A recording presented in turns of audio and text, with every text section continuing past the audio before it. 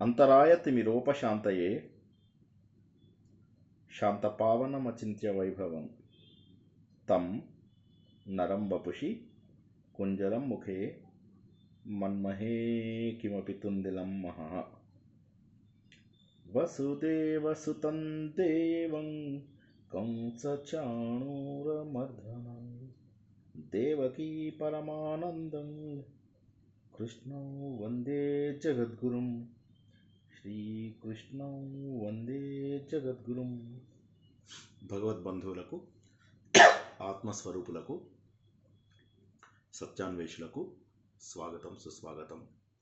వేదం అంటే విద్య, తెలుసుకోవడం. ఏ విషయమైనా తెలుసుకోవడం ద్వారానే మనలో ఉన్న అజ్ఞానాన్ని పోగొట్టుకుంటాం.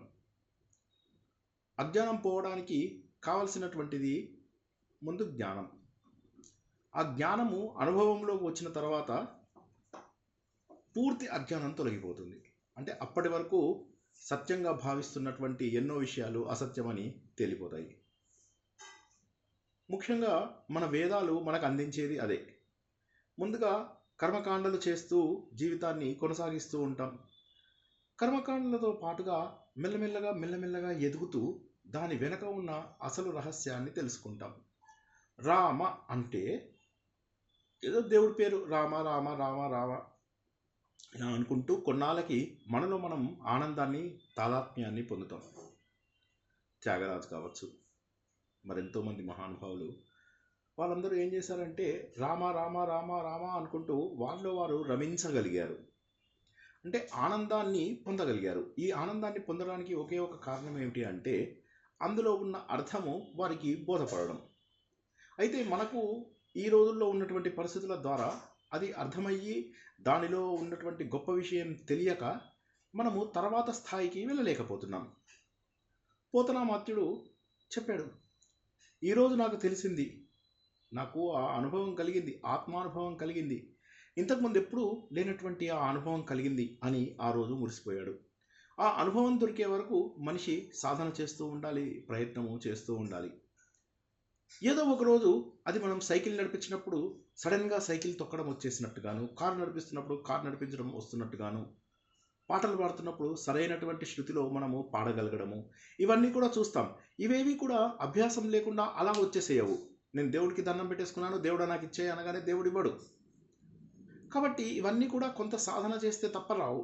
ఇది ఒక్క మనిషికి మాత్రమే సాధ్యం. మళ్ళొకసారి చెబుతున్నాను, చాలా విషయాలు మనకు జీవితం లోపల ఆటోమేటిక్గా వచ్చేస్తూ ఉంటాయి. ఈ జన్మ, మృత్యువు, ఈ రెండింటి మధ్యలో జరిగేటటువంటి అనేక నాటకాలు, ఇవన్నీ కూడా మనకు ఆటోమేటిక్గా వచ్చేస్తూ ఉంటాయి. జీవితంలో రోగాలు ఆటోమేటిక్గా వస్తుంటాయి. మనం కోరుకుంటేనే రోగాలు రావు, కోరుకోకపోయినా ఇష్టపడకపోయినా కూడా రోగాలు వస్తాయి. ఎప్పుడు మరణిస్తామో తెలియదు, ఎప్పుడు పుట్టామో తెలియదు, కానీ మధ్యలో వచ్చేటటువంటి అనేక సంఘటనలు మన జీవితాన్ని మారుస్తూ ఉంటాయి. మనకు సంబంధం లేకుండా అవి జరుగుతూ ఉంటాయి. ఏ రోజు తెల్ల వెంట్రుక వచ్చిందో ఆ రోజు ముందుగా మనం గుర్తించాల్సింది, ఇక నేను సాధన చేయవలసినటువంటి అవసరం ప్రారంభమైంది, ఆసన్నమైంది. ఎందుకంటే అప్పటి వరకు కూడా సాధనకి మనము విలువ ఇవ్వము. ఎందుకంటే ప్రాపంచిక విషయాలు ఉన్నంత వరకు కూడా సమాజంలో ఉన్న సుఖాలు పొందడంలోనే ఎక్కువ ప్రయత్నం చేస్తూ ఉంటాము. కానీ ప్రతిరోజు కూడా రాత్రి 4 లక్షల మంది పడుకుని పొద్దున లేవలేకపోతున్నారు. వేరే శరీరంలో వాళ్ళు లేవవలసినటువంటి అవసరం వస్తుంది. కాబట్టి ఇక్కడ మనం గుర్తించాల్సినటువంటి సత్యం ఏంటంటే ఈ దేహం అనేది అసత్యం. మరి ఇది ఎలా తెలుస్తుంది? ఒక్క రోజులో తెలియదు. ఇప్పుడు నేను మొన్న క్లారిటీగా లేదేమో అనిపిస్తుంది వాయిస్. అవునా? లేదు, బాగుందండి, బాగానే ఉంది సార్, బాగానే ఉంది సార్. ఇప్పుడు వినిపిస్తుందండి సార్, మరి వినపట్లేదు. సో ఏం చెప్పాను నేను, మర్చిపోయాను. రోజు రాత్రి 4 లక్షల మంది మళ్ళీ లేవరు, ఇంకో కొత్త శరీరం తీసుకొని లేవాల్సి వస్తుంది, అంటే తీసుకోవాల్సి వస్తుంది అని చెప్పారు. వస్తుంది, ఎంతో మందికి అది వస్తుంది. కానీ అయినప్పటికీ కూడా మన విషయంలో ఇలా జరగదు అని చెప్పేసి అనుకోవడమే మనం చేస్తున్నటువంటి తప్పు పని. ఒకసారి కనుక మనము శ్రద్ధగా ఆలోచించినట్లయితే పశువులకి ఈ ఆలోచించగలిగేటటువంటి గుణం ఉండదు. అవి ఫీలింగ్స్ని గుర్తించగలిగేటటువంటి తెలివితేటల వరకు ఉంటాయి. చిన్న ఇబ్బందుల నుంచి తప్పించుకోగలిగేటటువంటి తెలివితేటలు ఉంటాయి. కానీ ఈ విధంగా సాధన చేస్తూ మోక్షం వైపుకు వెళ్ళేటటువంటి అవకాశము లేదు. మన వేదాలలో కూడా మొదలుపెట్టినటువంటి కర్మకాండలు ఇవే. ముందుగా ప్రారంభమైనటువంటి ఈ కర్మకాండలు ఏవైతే ఉంటాయో, ఈ కర్మకాండలు ఏం తెలియజేస్తాయి అంటే, బాబు ఇది చదువు, ముందుగా శాంతి మంత్రంతో ప్రారంభించు, ఓకే, తర్వాత అగ్నిదేవుడిని పూజించు, తర్వాత వరుణదేవుడిని పూజించు. ఇలా ప్రకృతి శక్తులతో కనుక నువ్వు సంబంధాన్ని ఏర్పరచుకుంటే, జాగ్రత్తగా వినండి ప్లీజ్, ప్రకృతితో మనం సంబంధాన్ని కనుక ఏర్పరచుకుంటే అప్పుడు నీ గమనం చాలా సులువుగా సాగుతుంది. ఉదాహరణకు, నా కారు డౌన్ హిల్ ఉన్న దగ్గర ఏమవుతుంది, ఇలా కిందికి వెళ్తున్నప్పుడు ఎక్కువ పెట్రోల్ అవ్వదు, నేను ఈవెన్ న్యూట్రల్లో పెట్టి కూడా కారును ముందుకు తీసుకెళ్ళిపోవచ్చు. అదే పైకి కాల్సి వచ్చినప్పుడు ఏమవుతుంది, అప్ హిల్ ఉన్నప్పుడు ఏమవుతుంది, కారులో పెట్రోల్ అవసరమవుతుంది. అదేవిధంగా నేను పరిగెడుతున్నాను, నాకు వాయుదేవుడు కూడా సహకరిస్తే నేను పిటి ఉషా కంటే ఎక్కువ స్పీడ్గా పరిగెత్తగలుగుతానేమో అని ఆలోచించవచ్చు. అంటే ప్రకృతి శక్తులు కనుక మనతో పాటు ఉంటే మనము మరింత సులువుగా మన గమ్యాన్ని చేరుకుంటాం. ఈ సత్యాన్ని గుర్తించండి. అంటే ప్రకృతి శక్తులతో మనము ఎలైన్ అవ్వాలి, అవి వెళ్తున్నటువంటి దారిలో మనం వెళ్తూ ఉండాలి. ఈ ప్రకృతి మొత్తము కూడా ఒక నియమంతో ఉంది అని మనం ఎన్నోసార్లు తెలుసుకున్నాం. ఈ ప్రకృతి అంతా కూడా ఒక ఉల్లంఘించలేనటువంటి శాసనం కింద ఉంది అని మనకు వేదం చెబుతోంది. వేదం చెప్పేది ఒకటే, దేవుడిని అనేక రూపాలలో మనకు తెలియజేస్తున్నారు. ముఖ్యంగా మనం ఇప్పుడు తెలుసుకుంటున్నటువంటి ఋగ్వేదంలో కూడా ఇది ప్రాచీనమైనటువంటిది అని చెప్పి మండలాలలోనూ అధ్యాయాలలోనూ ఇది విభజించారు అని చెప్పేసి చెప్పుకున్నాం. 10 మండలాలు అన్నాము, లేదా అధ్యాయాల రూపంలో తీసుకున్నట్లయితే 64 అధ్యాయాలు, ఓకే, అలా తీసుకున్నాం.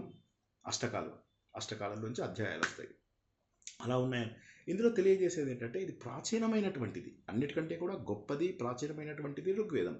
ఈ ఋగ్వేదం లోపల కూడా ఏం చెప్తారంటే, బాబు సాధన చెయ్యి. ఆ సాధన ఎలా చేస్తామంటే, ప్రకృతి శక్తులలో అన్నిట్లలో కూడా భగవంతుడు ఉన్నాడు. ఎందుకంటే భగవంతుడి ఆజ్ఞతోటే ఈ ప్రపంచమంతా ఏర్పడింది. ఆయన ఆజ్ఞ వల్లే మనము ప్రతి పనిని చేయగలుగుతున్నాము. కాబట్టి మనకు కావలసిన ఆ శక్తి ఏదైతే ప్రకృతి నుంచి తీసుకుంటున్నామో ఆ శక్తి ఏం చేస్తే బాగుంటుందో, ఉదాహరణకి నా రిమోట్ లోపల నేను అప్ బటన్ నొక్కితే నెక్స్ట్ ఛానల్కి వెళ్తుంది, డౌన్ బటన్ నొక్కితే దానికంటే ముందు ఛానల్కి వెళ్తుంది. కానీ నేను అలా కాకుండా ఎంతసేపు ఓకే ఓకే ఓకే బటన్ నొక్కితే అది ఎక్కడికి కదలదు. అంటే ఏ వస్తువుకైనా అది ఎలా కదలగలదో అలా మనం చేసినట్టయితే బాగుంటుంది. నేను యాక్సలరేటర్ చేస్తే ముందుకెళ్తుంది, రివర్స్ గేర్లో పెడితే వెనక్కి వెళ్తుంది. అంటే ఏ వస్తువుకైనా ఏ పనికైనా మనము చెయ్యవలసినటువంటి పద్ధతిలో చేస్తే మాత్రమే అది ముందుకెళ్తుంది. కాబట్టి నాకు తోచినట్టుగా చేస్తాను అంటే అది తప్పు. అందుకోసమే మనకేం చెప్తారు, బాబు మొట్టమొదటగా నువ్వు ఆత్మసాక్షి లేదా నాకు నచ్చిన పని అని చెప్పి తీసుకోకు. ముందుగా ఆలోచించు, ఇది మన వేదాలలో ఏం చెప్పారు, తర్వాత మన పురాణాలలో ఏం చెప్పారు, తర్వాత మన కావ్యాలైనటువంటి రామాయణ మహాభారతాలలో ఏం చెప్పారు, తర్వాత మనం ఆచరించే పద్ధతులు స్మృతులు అని ఏవైతే అంటామో వాటిలో ఏం చెప్పారు. ఇవన్నీ తెలియవు నీకు. సరే, మీ పెద్దవాళ్ళు ఏం చేశారు, మీ పెద్దవాళ్ళు ఏం చేశారో ముందు తెలుసుకో. అందుకే మనకు మీరు చూసినట్లయితే ప్రతి చోట కూడా ఒక గురువుని అనుసరించు అని చెప్పేసి మనము భగవద్గీతలోను మిగతా అన్ని చోట్ల కూడా తెలుసుకున్నాం. గురువు అంటే ఇవాళ దొరికేటటువంటి గురువులు కాదు. డబ్బు ఆశించకుండా, ఏమీ ఆశించకుండా మన యొక్క తరతరాలకి సంపదను తీసుకెళ్లేవారు గురువులు. అందరి చీకట్లను తొలగించి వెలుతురిని ప్రవేశపెట్టే వాళ్ళే గురువులు. కానీ ఏదో నీకు ఒక మంత్రం ఇచ్చేసేసి నీ దగ్గర డబ్బు తీసుకోవాలనో, లేదా నీ దగ్గర గుర్తింపు కావాలనో, లేకపోతే నీ నుంచి ఇంకా వారి జీవనాన్ని గడుపుకోవాలనో ఆలోచించేటటువంటి జనాలు ఎవరైతే ఉంటారో వీళ్ళందరూ గురువులు కాదు, ఉద్యోగస్తులు. ఉద్యోగస్తులు అంటే సరిపోతుంది. ఎందుకంటే ఒక వ్యక్తి, ఒక ఐఏఎస్ చేసినటువంటి వ్యక్తి తన వృత్తి లోపల నిష్ణాతుడై ఉంటాడు. ఎవరైనా మధ్యలో ఆపారా? సార్ అని వినిపించింది. ఓకే. సో ఒక ఐఏఎస్ చేసినటువంటి వ్యక్తి తన వృత్తిలో నిష్ణాతుడై ఉంటాడు. ఒక ప్రవచనం చెప్పే వ్యక్తి తన ప్రవచనంలో ఉన్నత స్థానంలో ఉంటాడు. ఏమైందండి?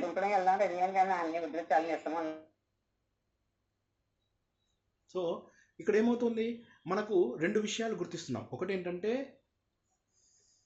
ఏం చెప్పాను,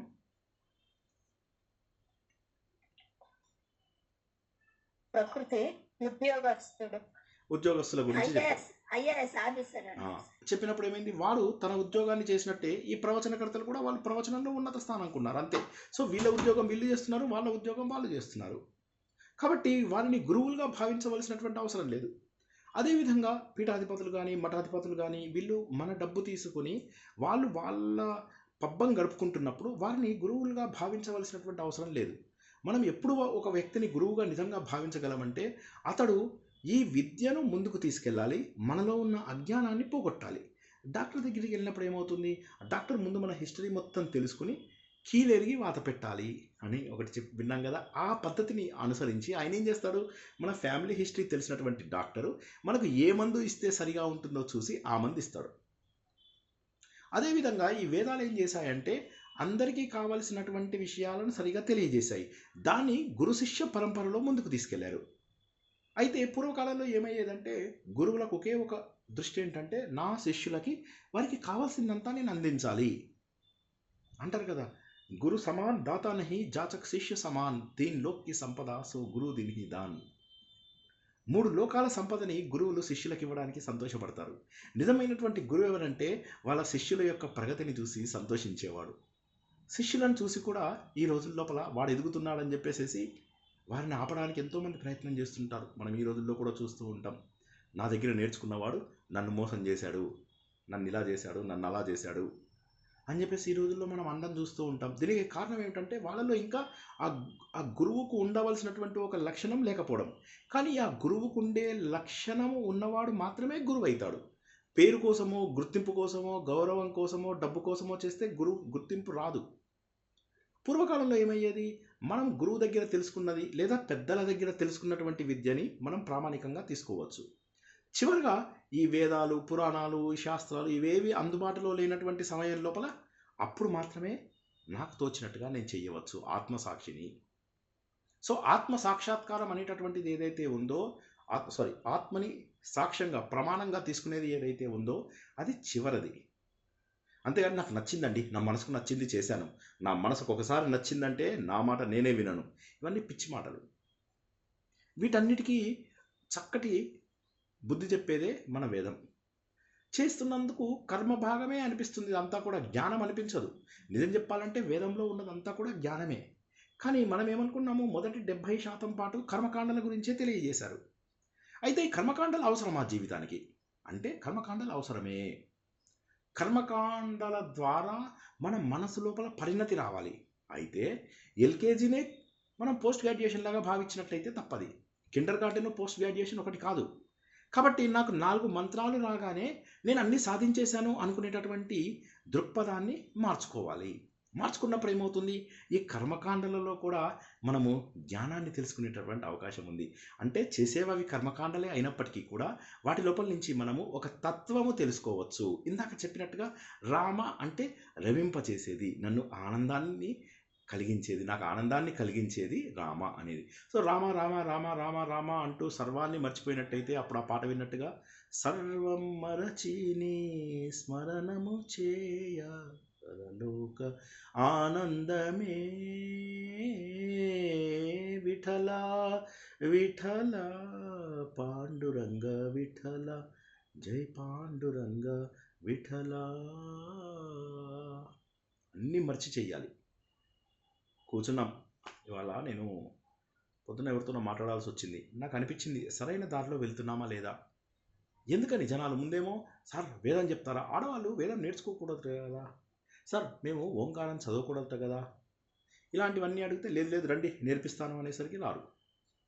అలాగే హిందూ మతం మీద ఏమన్నా ప్రశ్నలు వచ్చినప్పుడు ఏమిటోనండి మన హిందూ మతంలో సరైనటువంటి జవాబులు చెప్పేవాళ్ళు లేరు అంటారు. చెప్పడానికి సరే అయితే రండి కూర్చోండి చెప్దామంటే మళ్ళీ పారిపోతారు అక్కడి నుంచి.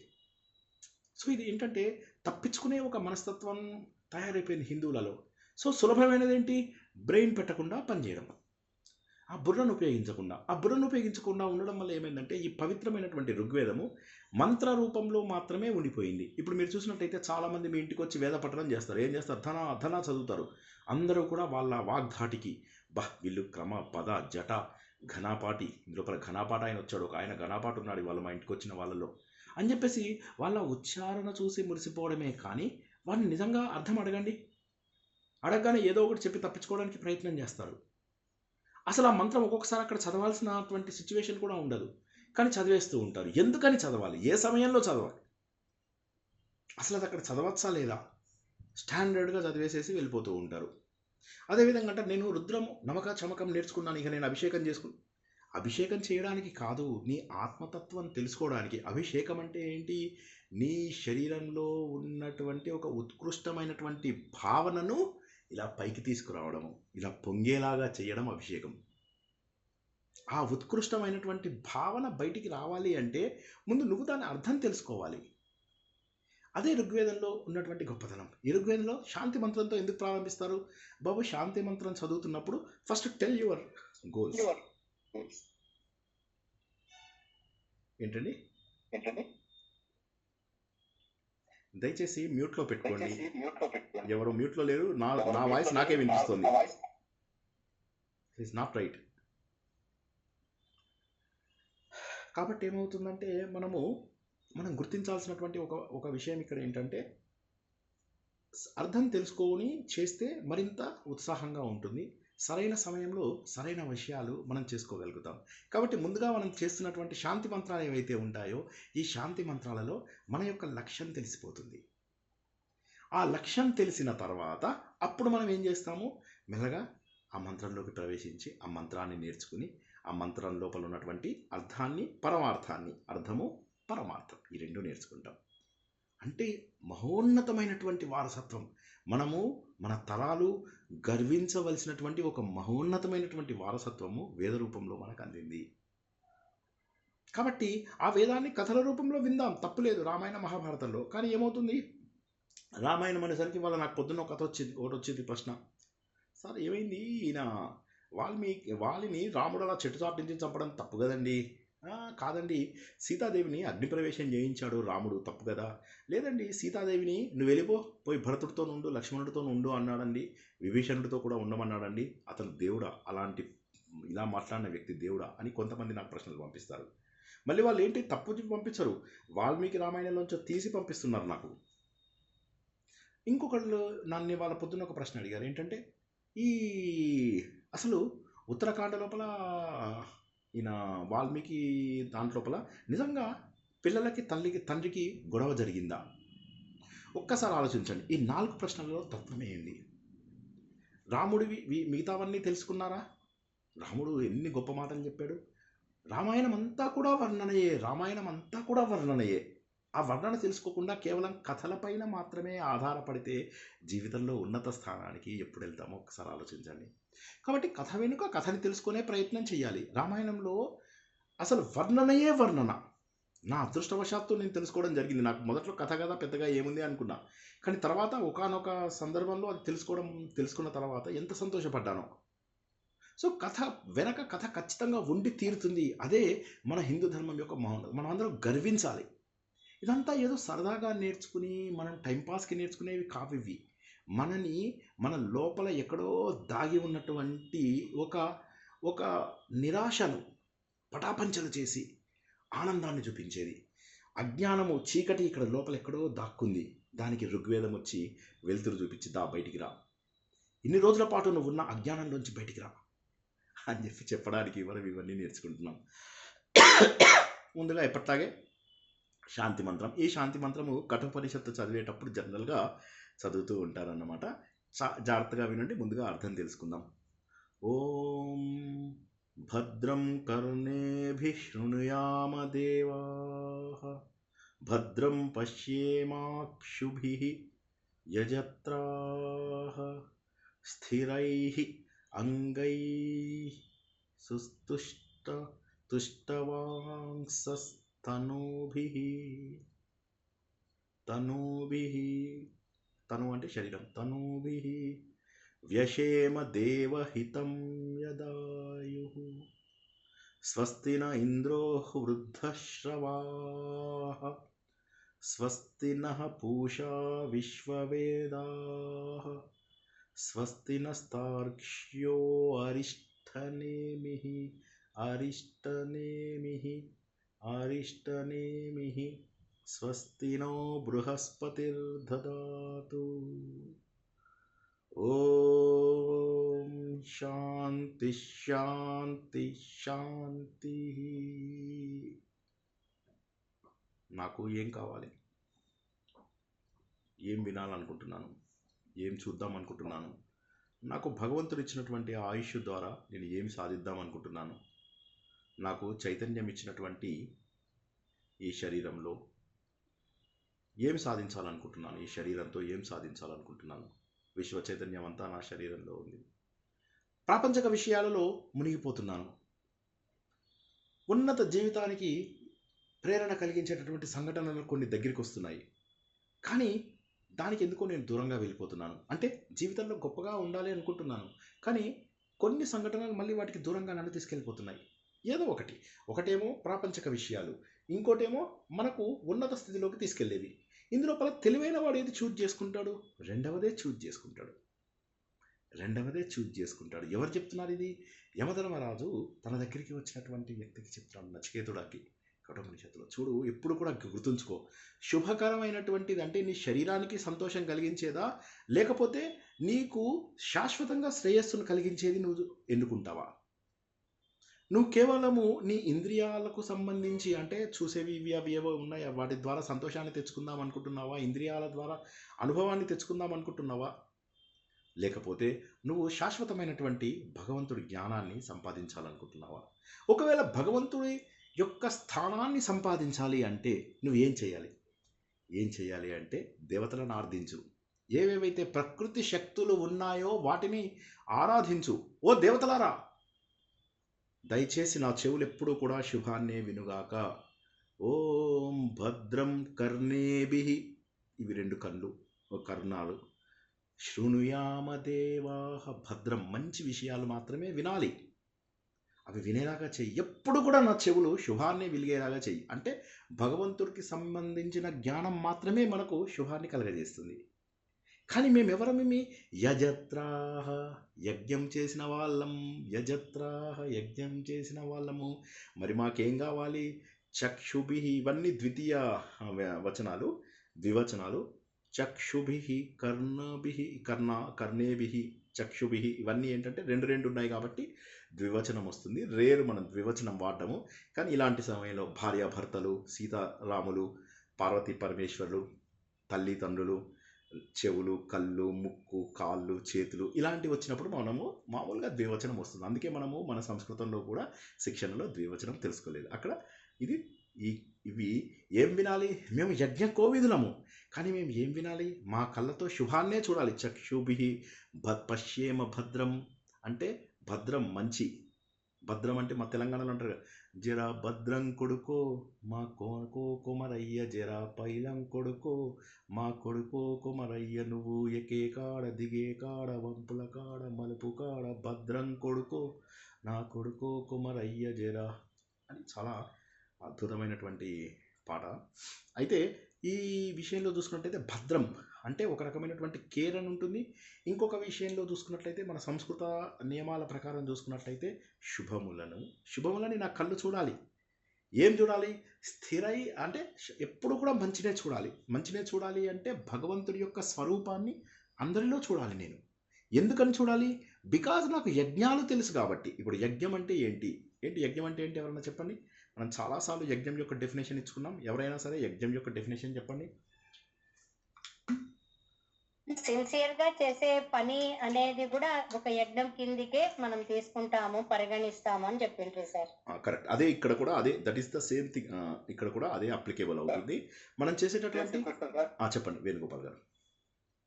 ఒక ధాన్యం పండియడం కూడా యజ్ఞమే, రైతు కష్టపడేది ఒక యజ్ఞమే. కరెక్ట్. యజ్ఞోవై విష్ణు అని చెప్పాను సార్. యజ్ఞోవై విష్ణు, కరెక్ట్. అంటే ప్రతి మంచి పని కూడా భగవంతుడి యొక్క స్వరూపమే. ఇప్పుడు ఇక్కడ ఏమంటున్నాడు? మేము మంచి ఎందుకు చూడాలనుకుంటున్నాం తెలుసా? బికాజ్ మేము యజ్ఞం చేసినటువంటి వాళ్ళము, అంటే మంచి పనులు చేసిన వాళ్ళము, అంటే మంచి పనులను చేస్తున్న వాళ్ళము. అటువంటి వాళ్ళము మేము ఏం చూడాలనుకుంటున్నాము? ఎప్పుడు కూడా మంచి విషయాలే చూడాలనుకుంటున్నాము. మేము యజ్ఞ కోవిదులము కాబట్టి మేము మా కళ్ళతోటి మేము శుభాన్నే చూడాలనుకుంటున్నాము. ఇంకోటి ఏంటి? భగవంతుణ్ణి స్తుతించాలి. ఎవరు స్తుతించాలి? ఈ తనోభి, ఈ శరీరం ఏదైతే ఉన్నటువంటిది ఉందో, ఈ శరీరాలతోని కూడి ఉన్నటువంటి మేము, శరీరాలను కలిగి ఉన్నటువంటి మేము ఏమిటి? స్థిరై అంటే గట్టిగా, స్థిరంగా, గట్టిగా అంటే ఏమంటారు? పటువుగా ఉన్నటువంటి అంగములు అంటే మన శరీరంలో ఉన్నటువంటి భాగములు. అంటే ఈ భాగములు ఏవైతే శరీరంగా పటుత్వం ఉన్నటువంటి శరీరం అంటే నాకు ఆరోగ్యం ఉన్నప్పుడే నీ యొక్క స్తోత్రాలను గానం చేస్తూ పరిపూర్ణమైనటువంటి ఆరోగ్యంతో ఉండాలి అని చెప్పేసి అంటున్నాడు. ఆయుహు అంటే ఏంటి? ఆయుష్. సో సరైనటువంటి ఆయుష్. ఎవరో మళ్ళీ మ్యూట్ నుంచి వచ్చారండి, మీకు దండం పెడతాను, ప్లీజ్ ఎవరు మ్యూట్ నుంచి బయటికి రాకండి, రిక్వెస్ట్. ఇది నాకు ఫ్లో దెబ్బతింటుంది. ఇవి వేదాలు కదా, నేను అందుకే చెప్పాను ఇష్టం లేని వాళ్ళు జాయిన్ అవ్వద్దని రిక్వెస్ట్ కూడా చేశాను కదా. సిన్సియర్ పీపుల్ మాత్రం జాయిన్ అవ్వండి. ప్రవచనంకి అందరూ పడుకొని విన్నా నేనేమనుకుంటున్నా, వేదాలు జ్యోతిష్యము ఇలాంటి క్లాసెస్ కాస్త శ్రద్ధగా వినండి ప్లీజ్, నన్ను డిస్టర్బ్ చేయకండి. సో ఈ శరీరం తనువు ఏదైతే ఉందో ఈ శరీరంకి ఉన్నటువంటి అంగములు, కాళ్ళు, చేతులు ఇలాంటివి ఏవైతే ఉన్నాయో ఇవన్నీ కూడా తుష్టువాంసః. తుష్టి అంటే సంతోషాన్ని కలిగించే స్తుతి, సంతోషం కలిగించేటటువంటి గానం చేస్తూ ఉండాలి. చేసినప్పుడు ఏమవుతుంది మాకు? అప్పుడు మేము సంపూర్ణమైనటువంటి ఆయువును పొందుదాము. మేము పొందుతాము. అంటే ఏంటి? శరీరానికి సరైనటువంటి ఆరోగ్యము, సరైనటువంటి ఆయుష్ అంటే ఆయురారోగ్యం అని అనేటటువంటి దాన్ని ఇక్కడ చెప్తున్నాడు. ఎవరినైనా మనం ఆశీర్వదించినప్పుడు ఏమంటాం? ఆయురారోగ్య ఐశ్వర్య అవి నాకు వచ్చుగాక అంటే నా లోపల అభ్యుదయం రావాలి. అభ్యుదయం రావాలంటే ఏం చేయాలి? శాస్త్రాలతోని ఎప్పుడు స్తుతించబడినటువంటి ఆ ఇంద్రుడు వృద్ధశ్రవాహ అంటే ఎవరైతే పొగడబడ్డాడో, దేనితోని పొగడబడ్డాడు? వృద్ధుడు అంటే ముసలివాడు అని కాదు. ఇక్కడ చాలాసార్లు పురాతనంగా ఎప్పటి నుంచో పొగడబడుతున్నటువంటి ఆ ఇంద్రుడు నాకు స్వస్తి కలగజేయుగాక, నాకు స్వస్తి చేయగలగాక. వేదవిధుడైనటువంటి పూషణుడు అంటే ఎవరు చెప్పాలి తొందరగా?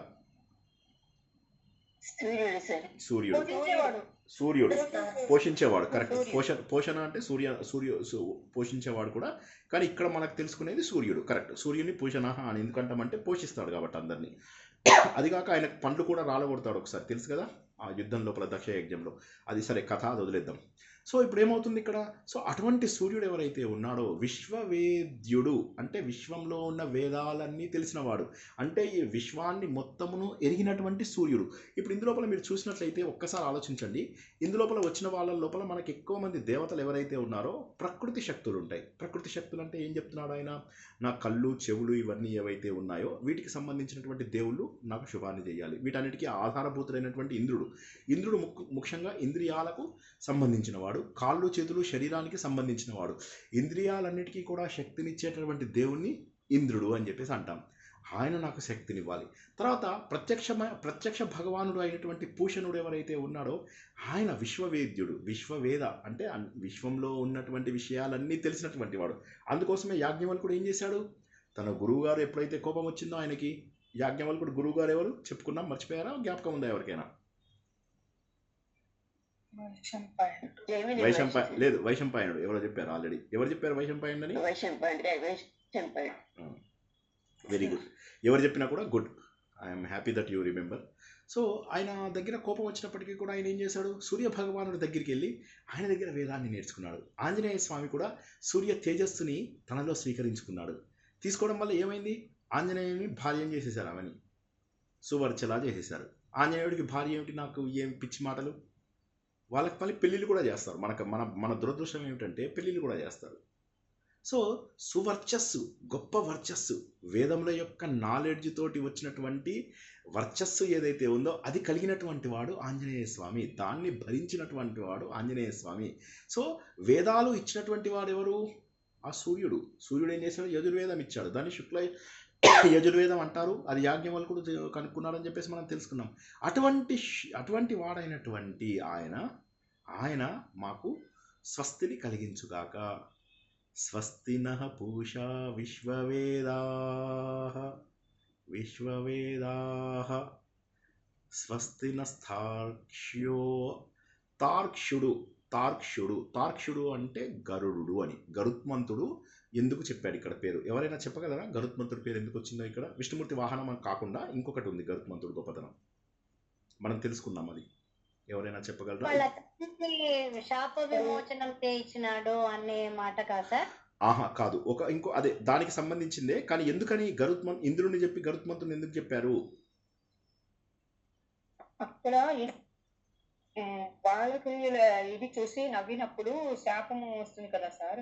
అవును. అప్పుడు వాళ్ళ ఋషులు ఇంకొక ఇంద్రుడు కావాలని అడిగినప్పుడు ఆయన గరుత్మంతుడు ఇంకొక ఇంద్రుడిగా పక్షులకి అవుతాడు. అంటే మామూలుగా ఇంద్రుడిగా ఉండమంటే పక్షులకి ఉండు, ఈయన ఉన్నాడు కదా, అందుకని ఆ మెయిన్ ఇంద్రుడు ఈయన ఉన్నాడు కదా, పక్షులకి నువ్వు ఇంద్రుడిగా ఉండాలి అని చెప్పి చెప్పినప్పుడు ఆయన ఇంద్రుడిగా వస్తాడు. Correct correct, very good very good Lakshmi Govindudu గారు, wonderful, thank God, God bless you. So అటువంటి ఇంద్ర స్వరూపుడైనటువంటి ఆ గరుత్మంతుడు ఏమంటారు? తార్క్ష్యుడు. స్వస్తిన తార్క్ష్యో అరిష్టనేమిహి, అరిష్టములు పోగొట్టుగాక, నా అరిష్టములు పోగొట్టడానికి గరుత్మంతుడు అని అక్కడ మీనింగ్ అన్నమాట. అంటే ఒక్కొక్క దేవుణ్ణి మనం పూజిస్తున్నాం. మనకు ఏం కావాలి?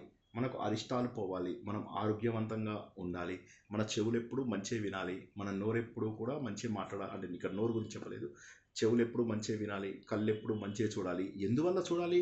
బికాజ్ నాకు తెలుసు నేను అన్ని మంచి పనులు చేస్తున్న వ్యక్తిని కాబట్టి మంచి నాకు జరగాలి అని చెప్పి ఆశ. జరుగుతుందా సార్? నిజమా సార్? అంటే ఇక్కడ ఏమవుతుందంటే గొప్ప వాళ్ళు ఎవరైతే ఉంటారో ఏది జరిగినా మంచిగా అనుకుంటారు, ఏది జరిగినా కూడా మంచిగా అంటారు. కాబట్టి స్వస్తిను బృహస్పతిర్దధాతు ఇస్తాడు ఆయన. ఏమిస్తాడు? వసుగుతాడు. ఏం వసుగుతాడు? ఇప్పుడు బృహస్పతి అంటే ఎందుకు ఇక్కడ వచ్చింది అంటే, బృహస్పతి అంటే ఎవరు? మన అజ్ఞానాన్ని తొలగించేవాడు, గురువు. ఆ గురువు నా అభ్యుదయానికి పాటుపడతాడు, నా అభ్యుదయానికి గురువు పాటుపడతాడు. నా అరిష్టాలు పోగొట్టడానికి గరుత్మంతుడు ఉన్నాడు. ఇంద్రుడు సర్వజ్ఞులైనటువంటి మన సూర్యుడు, వీరందరూ కూడా నాకు అభ్యుదయంలో పాటుపడాలి గాక. మీ స్తోత్రాలను మేము గానం చేస్తాం. ఎందుకు గానం చేస్తాము అంటే, మీరు మా అభ్యుదయంలో, అభ్యుదయం అంటే ఇక్కడ నాకేదో మంచిగా పెళ్లి కావాలి, రెండో పెళ్లి కావాలి, మూడో పెళ్లి, ఇది కాదు వాళ్ళు కోరుకుంటున్నది.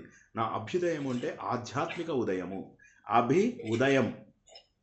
ఎవరో దయచేసి మళ్ళీ మ్యూట్లో పెట్టుకోలేదండి. అబ్బా, ఇవాళ చాలా సతాయిస్తున్నారండి. ఎందుకో ఇంటెన్షనల్ అన్ఇంటెన్షనల్ నాకు తెలియదు, కానీ చాలా సతాయిస్తున్నారు జనాలంతా ఇవాళ.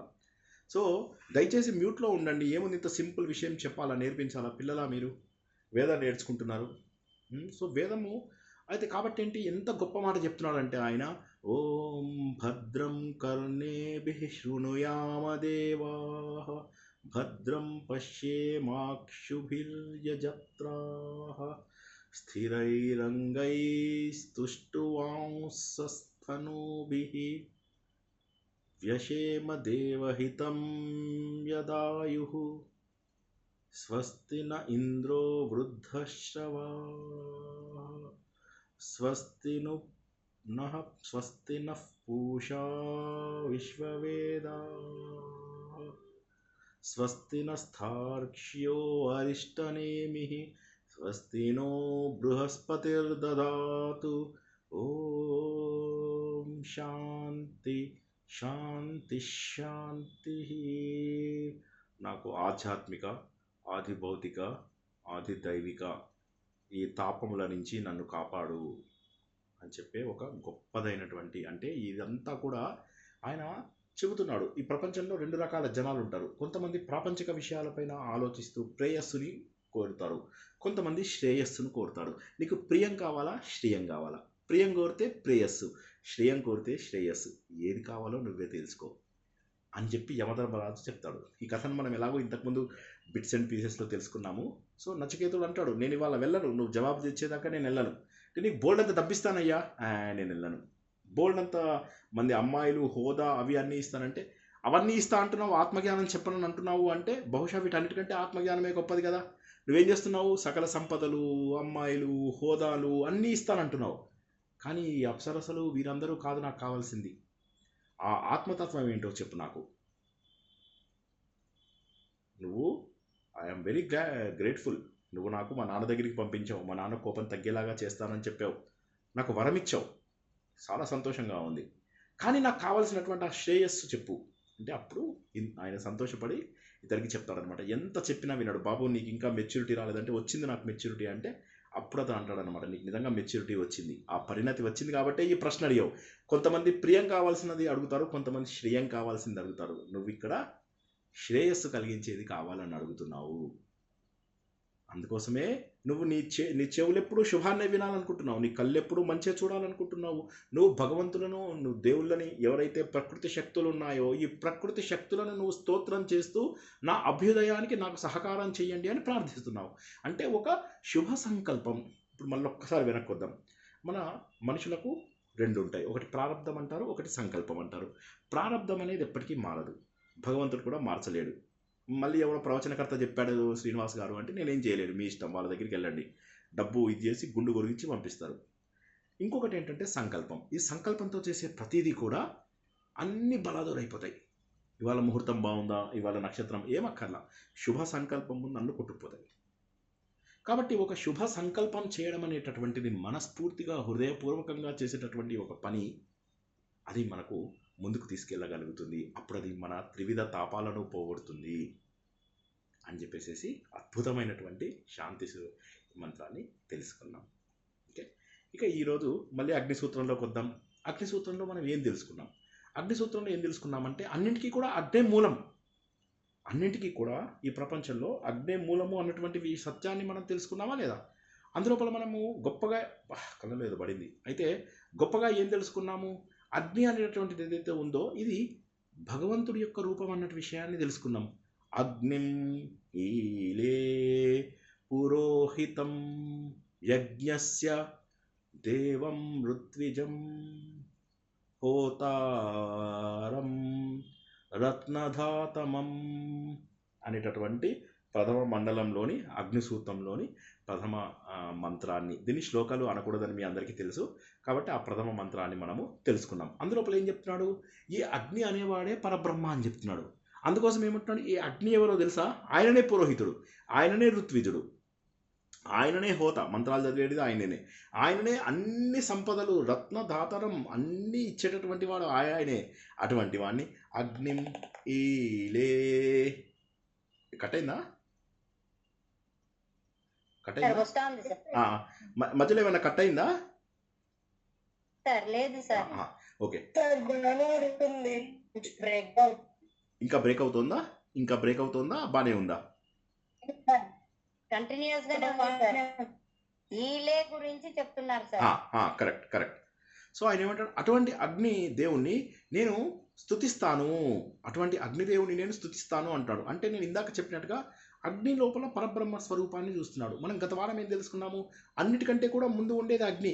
ఆఖరికి మన అంత్యేష్టి జరిగేటప్పుడు కూడా ముందు అగ్ని పట్టుకున్నవాడు ముందుకు నడుస్తూ ఉంటాడు అన్నటువంటి సత్యాన్ని మనము గత వారం తెలుసుకున్నాం కదా. కాబట్టి ఆ తర్వాత శ్లోకం అంటే అగ్నే అన్నీ.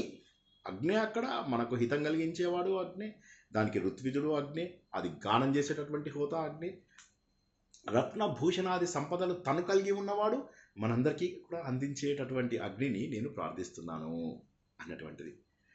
అగ్ని పూర్వేభిరుషిభి రేడ్యో నూతనైరుత, అగ్ని పూర్వేభిరుషిభి రేడ్యో నూతనైరుత, సదేవాగుం ఏహ వక్షతి ఏహన్ అక్షతి. అంటే ఇది రెండవ దీన్ని తెలుసుకున్నాం. అదేవిధంగా మనము మూడవ మంత్రాన్ని కూడా తెలుసుకుందాం. అగ్నినారైమస్నవత్ పోషమేవ దినే దినే. ఓం అగ్నినారైమస్నవత్, ఓం అగ్నినారైమస్నవత్ పోషమేవ, పోషం ఇవ దినే దినే యశసం వీరవత్తమం,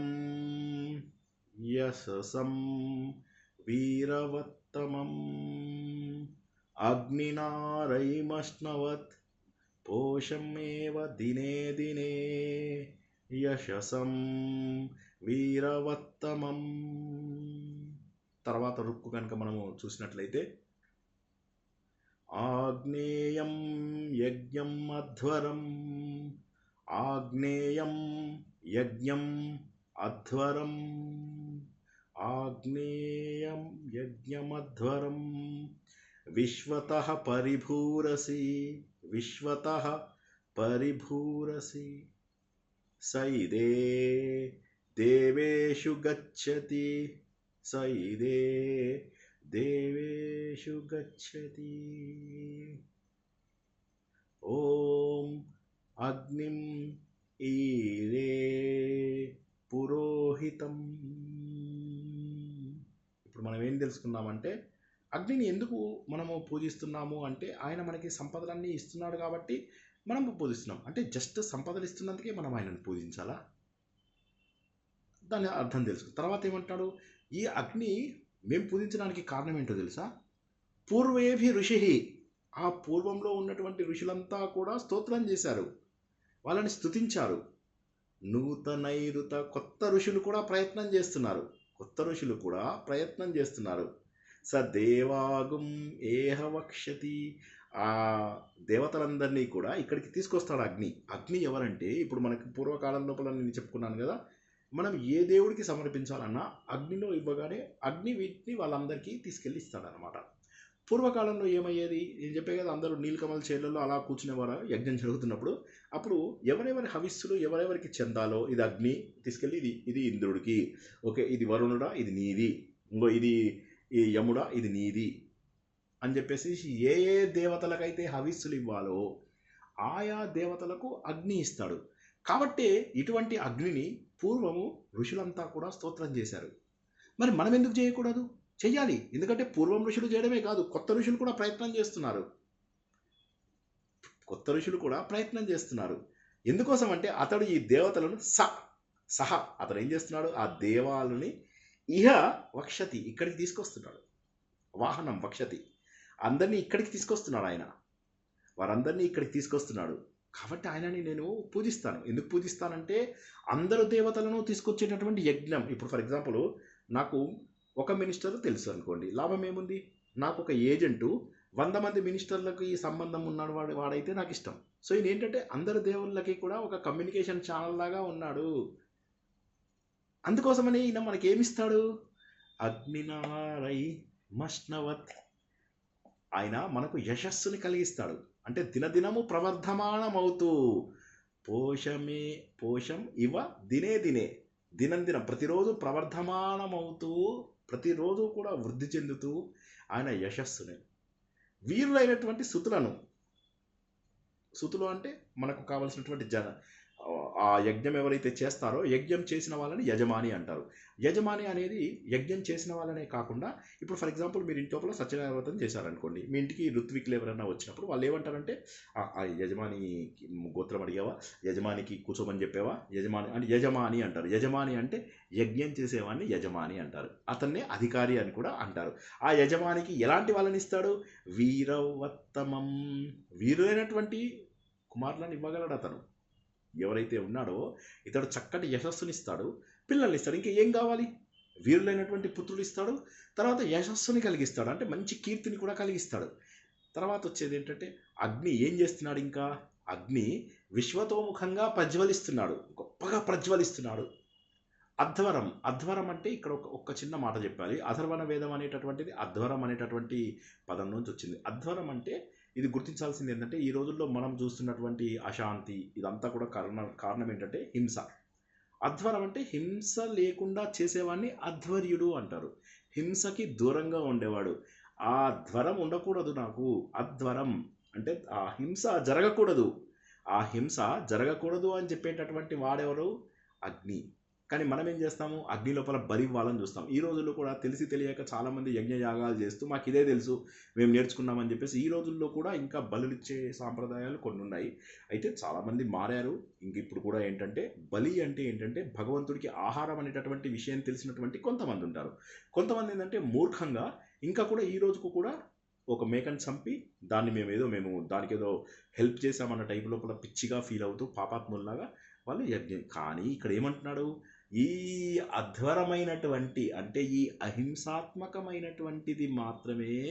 ఎందుకు? ఈయన విశ్వతః పరిభూరసి, విశ్వతః ప్రపంచమంతా కూడా ఇలా వ్యాపించి, పరి అంటే ఇలా చుట్టూరా విశ్వతోముఖంగా వ్యాపించి ఉన్నటువంటి ఈ అగ్ని ఎవరైతే ఉన్నాడో ఈయన దేవతల దగ్గరికి వెళ్తాడు. దేవతల దగ్గరికి వెళ్తూ ప్రజ్వలిస్తూ దేవతల దగ్గరికి వెళ్తూ వాళ్ళకి ఇవన్నీ అందిస్తాడు. ఎప్పుడు ఎటువంటి యజ్ఞం ఇది? ఈ యజ్ఞంలో హింస లేనటువంటి యజ్ఞము. హింస లేనటువంటి యజ్ఞంలో ఒక దూతగా ఈ అగ్ని అన్ని చోట్లకు వెళ్ళి, అంటే మానవులకు చేసేటటువంటి యజ్ఞం ఏదైతే ఉందో ఈ యజ్ఞంలో ఉన్నటువంటి హవిస్సులు ఏవైతే ఉన్నాయో ఆ హవిస్సులన్నీ కూడా ఆయన పర్సనల్గా తీసుకెళ్ళి వాళ్ళందరికీ అందిస్తాడు. ఏదో రకంగా ఇచ్చేసేయడం కాదు, చక్కగా వాళ్ళకి వెళ్ళి అందిస్తాడు అనమాట. ఈ హోమగుండంలో ఇది వేశారు, ఈ ఫలానా వాళ్ళు ఇది చేశారు అని. అందుకే ఈయనని హవ్య వాహనుడు అని కూడా అంటారు. హవ్య వాహనుడు అంటే హవిస్సులు ఏవైతే మనం అర్పిస్తామో ఇవన్నీ హవిస్సులు అర్పించిన తర్వాత చివరిగా మనం ఏం చేస్తామంటే ఏమంటారు దాన్ని, పూర్ణాహుతి. పూర్ణాహుతి కరెక్ట్. అది కూడా ఫైనల్గా మనం సమర్పిస్తాం అగ్నికి. కాబట్టి అగ్ని అనేటటువంటి వాడు ఏదో మనం ఒకటి అనుకుంటున్నాం కాదు. ఒక్కొక్క లోకంలో ఒక్కొక్క రకంగా ఒక్కొక్క రూపం లోపల ఉన్నటువంటి ఆయన అందరికీ కూడా యాక్సెసిబుల్. ఇప్పుడు ఇంతకుముందు కాలంలో ఏమయ్యేదంటే ఇక్కడి నుంచి మనం వేరే చోటు నుంచి ఇక్కడికి జనాలు రాకపోకలు జరుగుతూ ఉండేవి వేరే లోకాలకి. కానీ ఈ రోజుల్లో అది జరగకపోవడం వల్ల మనము దేవతలతో కమ్యూనికేట్ చేసేటటువంటి ఒకే ఒక్క శక్తి అగ్ని. కాబట్టి ఏమంటారు, అగ్ని దగ్గర నువ్వు స్నానం చేసి వెళ్ళాలి, వంట చేయడానికి స్నానం చేసి పవిత్రంగా వెళ్ళాలి. ఎందుకంటే అగ్ని అన్నిటికంటే కూడా పవిత్రమైనటువంటిది. అగ్ని కంటే పవిత్రమైనది పావక. మనము ఈ వాయుదేవుడిని కూడా మనము చెప్పుకున్నాం ఒక చోట. ఏమనంటే అగ్ని పవిత్రం చేస్తుంది అన్నింటినీ, కానీ వాయుదేవుడు ఏం చేస్తాడు, గమనశక్తి కూడా ఉంది. కాబట్టి కొద్దిగా మళ్ళీ తర్వాత మనం నేర్చుకుంటాం. వాయుదేవుడు అగ్నిదేవుడు కంటే కూడా ఇంకా పవిత్రంగా చేస్తాడు. పవిత్రంగా చేయడమే కాకుండా ముందుకు కూడా తీసుకెళ్ళిపోతాడు. గమనశక్తితోటి ఉన్న పరిసరాలలో ఉన్నవి కూడా శుభ్రం చేస్తాడు. అగ్ని తనలో వేసినవి మాత్రమే శుభ్రం చేస్తాడు. కానీ వాయుదేవుడు, ఇది మనం భగవద్గీతలో కూడా తెలుసుకున్నాం. అయితే ఇటువంటి ఆయన అన్ని చోట్ల ఉన్నాడు. ఆయన మనకు మెరుపులలో కనిపిస్తూ ఉంటాడు. తర్వాత బంగారంలా రంగులో కనిపించేటటువంటి సూర్యుల్లో ఉన్నటువంటి అగ్ని కూడా ఈయనే. మన భూమి లోపల ఉన్నటువంటి హోమంలో చేసేటటువంటి అగ్ని కూడా ఈయనే. అటువంటి మహానుభావుడైనటువంటి వాడు అగ్ని అని చెప్పేసి మనం ఇవాళ 3 శ్లోకాలు తెలుసుకున్నాం. అయితే ఏంటి అసలు ఇదంతా ఏంటి? ఇదంతా కూడా శ్లోకాల అర్థాన్ని సరే అర్థమైంది. కానీ ఏంటంటే అన్వేషణ, మనం గత వారం తెలుసుకున్న దాన్ని ఒకసారి కొనసాగిద్దాం. అన్వేషణ అంటే ఏదైతే సెర్చ్ ఫర్ ద ట్రూత్, సత్యాన్వేషణే వేదం. ఈ ప్రపంచంలో ఉన్నటువంటి అన్ని చరాచర జీవరాశులకు మూలం ఏంటి? ఎవరు కాపాడుతున్నారు దీన్ని? ఎక్కడి నుంచి వచ్చింది? ఎవరు అంతం చేస్తున్నారు? ఎవరు పోషిస్తున్నారు? ఈ అన్వేషణ, ఈ సత్యం ఏదైతే ఉందో అది కేవలం ఉపనిషత్తులలోనే లేదు. ఉపనిషత్తుల్లో ఉంది, ఎక్కువగా చెప్పగలిగారు దాన్ని. ఈ కర్మకాండలలో 70% చెప్పినటువంటి కర్మకాండలలో చెప్పిన దాని యొక్క సమ్మరీ ఉపనిషత్తు. చాలామంది ఏమని క్వశ్చన్ చేస్తారు, ఒక్కసారి ఈ పాయింట్ జాగ్రత్తగా వినండి, అర్థం కాకపోతే అడగండి, వెంటనే అడగండి. 70% కర్మకాండలు, 30% ఉపనిషత్తులు. ఏవి గొప్పవి? తక్కువ అని చెప్పండి, జవాబు చెప్పండి. ఏవి గొప్పవి? 70% కర్మకాండలు ఉన్నాయి, 30% గొప్పది. ఉపనిషత్తులు గొప్పవి అంటే కర్మకాండాలు చేసే వాళ్ళు ఒప్పుకోరు. వాళ్ళు ఏమంటారు, భగవంతుడు 70% కర్మకాండాలు ఇచ్చినప్పుడు నువ్వు 30% గొప్పది అని ఎలా అంటున్నావు? గొప్పది కాబట్టి అంత ఎక్కువ చెప్పాడు అని చెప్పేసి అంటారు. అయితే ఇక్కడ మనం గుర్తించాల్సింది ఏంటంటే ఈ కర్మకాండలలో కూడా తత్వాన్నే చెప్పి ముందు దాన్ని కర్మకాండలాగా చెబుతూ అందులో ఉన్న తత్వాన్ని చెబుతూ చివరిగా ఏం చేశాడంటే, చలో నో మోర్ నాన్ సెన్స్, డైరెక్ట్గా నీకు ఉన్నట్టు చెప్తాను అని చెప్పేసి ఫైనల్గా తీసుకొచ్చేసి ఉపనిషత్తుల్లో పూర్తి స్థాయి జ్ఞానాన్ని అందించాడు. కర్మకాండలలో కూడా ఇండైరెక్ట్గా ఉన్నటువంటిదంతా కూడా జ్ఞానమే. కర్మకాండాలు అన్నీ కూడా మనం భగవద్గీతలో ఏం తెలుసుకున్నాను, ప్రతిదీ కూడా జ్ఞానంలోనే పరిసమాప్తి చెందుతుంది. నేర్చుకున్నామా లేదా? ఒకసారి చెప్పండి. ఆ శ్లోకం చదవండి ఎవరన్నా. ప్రతిదీ కూడా జ్ఞానంలోనే పరిసమాప్తి అవుతుంది.